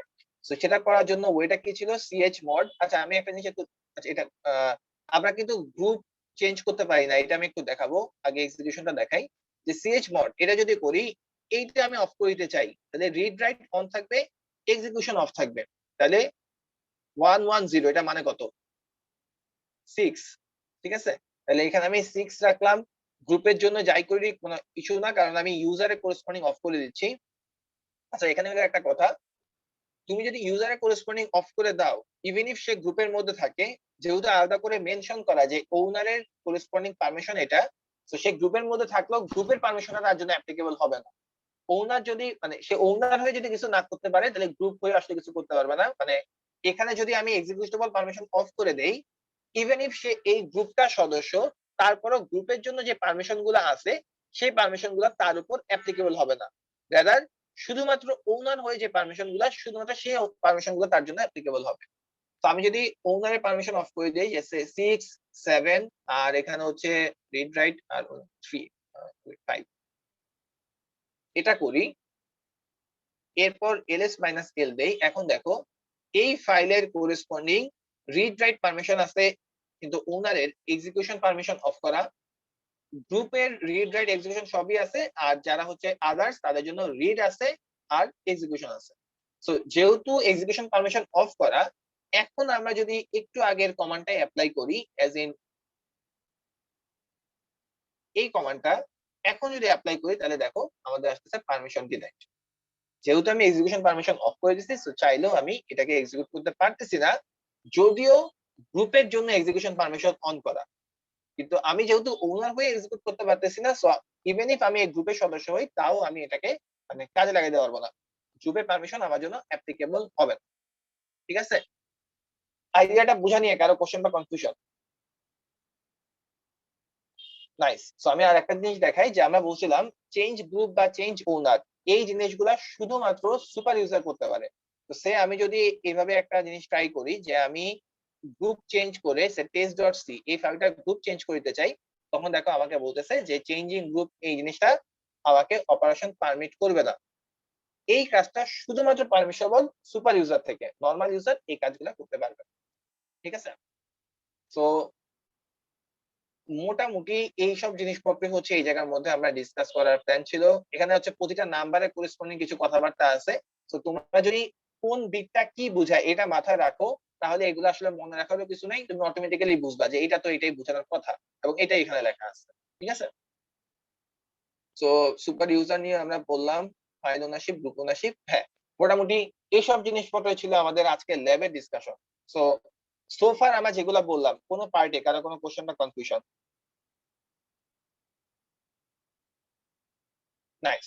সো যদি না থাকে আমি একটু অ্যাটেন্ডেন্সটা নেই, তারপরে আমরা ল্যাব শেষ করে দিচ্ছি। হ্যাঁ বলো। স্যার একাধিক ফাইলের পারমিশন চেঞ্জ করতে গেলে ওটা কি সেম সিস্টেম, ওই সিমড পারমিশন দিয়ে এরপর স্পেস দিয়ে ফাইলগুলোর নাম লিখবো? এটা আমি আসলে কখনো ট্রাই করে দেখি নাই, আমরা এখন একটু ট্রাই করতে পারি। যে সে মনে করো যে আমি টেস্ট ডট সি আর টেস্ট দুইটা ফাইলেরই আমি পারমিশন চেঞ্জ করতে চাই, যে আমি জাস্ট কিছু একটা দিয়ে দিলাম, করা যাবে? হ্যাঁ করা যাবে মনে হয়। হ্যাঁ, দুইটা ফাইলেরই তুমি যদি একই সঙ্গে পারমিশন চেঞ্জ করতে চাও, জাস্ট পাশাপাশি লিখে দিলে এইটার করেসপন্ডিং পারমিশন সবার জন্য অ্যাপ্লাইড হয়ে যাবে। ওকে, মানে যেটা আমাদের মাথায় আসবে, তোমরা নিজেরাই মানে সব সময় সব প্রোগ্রামিং এ যেটা বলা হয় যে জাস্ট নিজেরা একটু প্র্যাকটিস করে দেখতে, দেখবা হচ্ছে কনফিউশন গুলো ক্লিয়ার হয়ে যায়। সো এরকম যত কোশ্চেন আসে, তোমার মেশিন নষ্ট হয়ে যাবে না কোনো কিছু, মানে একদম ভয়ঙ্কর কিছু করলে তোমরা নিজেরাই বুঝবা যে এটা একটু বেশি রিস্কি কমান্ড হয়ে যাচ্ছে। আদারওয়াইজ তুমি জাস্ট নিজেই এই টার্মিনালে ট্রাই আউট করে দেখো যে কোনটা দিলে কি হয়, কোনো প্রবলেম তো নাই, ইরর খেলা, কিন্তু জিনিসটা বুঝতে পারবে যে কি হচ্ছে। ওকে, আচ্ছা, সো আমি একটু রোল কলটা করি, সবাই একটু রেসপন্স করো। ID 53, Riyadh Yes, ID sir. 53. Yes, sir. Okay, 83, sir 170. একটু আগে যে রিলিজ হয়েছে 83। আচ্ছা 83। আচ্ছা, 117, Yes, sir. regular 76, yes sir. 77, Yes, sir. 78, Yes, sir. 79, Yes, sir. 80, sir 80 একটু আগে নেট চলে গেছে, ছিল ক্লাস। 81, Yes, sir. 82, স্যার 82 এর হচ্ছে গতকাল থেকে ইলেকট্রিসিটি নাই, তো ও হচ্ছে স্যার টেক্সট দিছিল কিছুক্ষণ আগে, মনে হয় ও কোনো একটা শেষ হয়ে গেছে স্যার, ওইটাকে ID 82 ছিল। জি স্যার। স্যার ও চ্যাটে লিখে গেছে। আচ্ছা আচ্ছা, ওকে, তারপর হচ্ছে 83, Yes, sir. 84, yes sir. 85, Yes, sir. 86, yes sir, 87, sir চ্যাটে লিখে দিছে 87।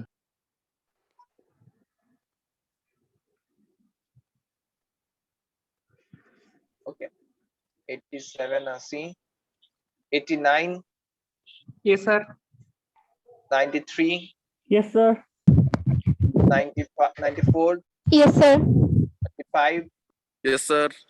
96, Yes, sir. 97, Present, sir. 96 কি আছে? Teacher.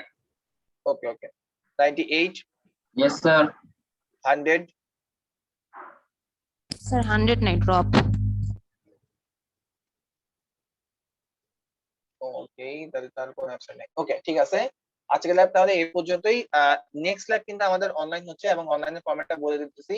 তোমরা কিন্তু মানে উবুন্টুতে জুমটা মাস্ট ইনস্টল করে রাখো যাতে তোমরা স্ক্রিন শেয়ার করতে পারো, এটা মেক শিওর করো। আর হচ্ছে আমাদের ডিরেক্ট ভাইবা হবে, সো একটু বেশি করে প্র্যাকটিস করো। প্রত্যেকের জন্য খুবই কম টাইম স্লট আছে, যে 2 থেকে 3 মিনিট, এর বেশি দেওয়া পসিবল না। সো এইটুকের মধ্যে যাতে মানে কোশ্চেন করলে সাথে সাথে অ্যান্সার করতে পারো, এরকম করেই তোমরা প্র্যাকটিসটা করো, ঠিক আছে? স্যার ভার্চুয়াল বক্স যদি আমরা ইউজ করি তাহলে তো স্যার আর জুমটা ইনস্টল করার দরকার নেই উবুন্টুতে, উইন্ডোজের জুম দিয়ে তো কাজ হয়ে যাওয়ার কথা। মোস্ট প্রবাবলি হ্যাঁ, আমি যতদূর জানি যে ভার্চুয়াল বক্স করলে যেহেতু উইন্ডোজ এর অ্যাপ্লিকেশনেই চলতেছে, সো তুমি একসাথে দুইটা কাজ চালিয়ে নিতে পারবা, সমস্যা হবে না ইনশাআল্লাহ। ওকে, তাও একটু জাস্ট ট্রাই করে দেখো মানে কাজ করে কিনা, যাতে মানে ল্যাবটা নিতে আমাদের সমস্যা না হয়, এটা জি একটু স্যার। মেক ওকে। স্যার তো অনলাইন কি ল্যাব মানে ল্যাব 1 2 দুইটার উপরে? ল্যাব 1 2 দুইটার উপরই, দুইটা ল্যাবই তো আমরা আসলে প্র্যাকটিস করে কন্টেন্ট শিখলাম, এটার উপর হচ্ছে আমাদের ভাইবাটা হবে যে তোমরা অ্যাকচুয়ালি প্র্যাকটিস করছো কিনা, এটা মেক শিওর করো। ওকে, ঝামেলার কিছু না, তোমরা কমান্ড গুলো খুবই ইজি, তোমরা নিজেরাই একটু ট্রাই করলে বুঝতে হতো, বা মানে খুব একটা প্যাচের কিছুই নাই, স্ট্রেট ফরওয়ার্ড সবগুলোই। আর কারো কোনো কোশ্চেন বা কনফিউশন কিছু নিয়ে? ওকে, তো যদি না থাকে আমি আজকের ক্লাস তাহলে এখানে শেষ করে দিচ্ছি। Thank you.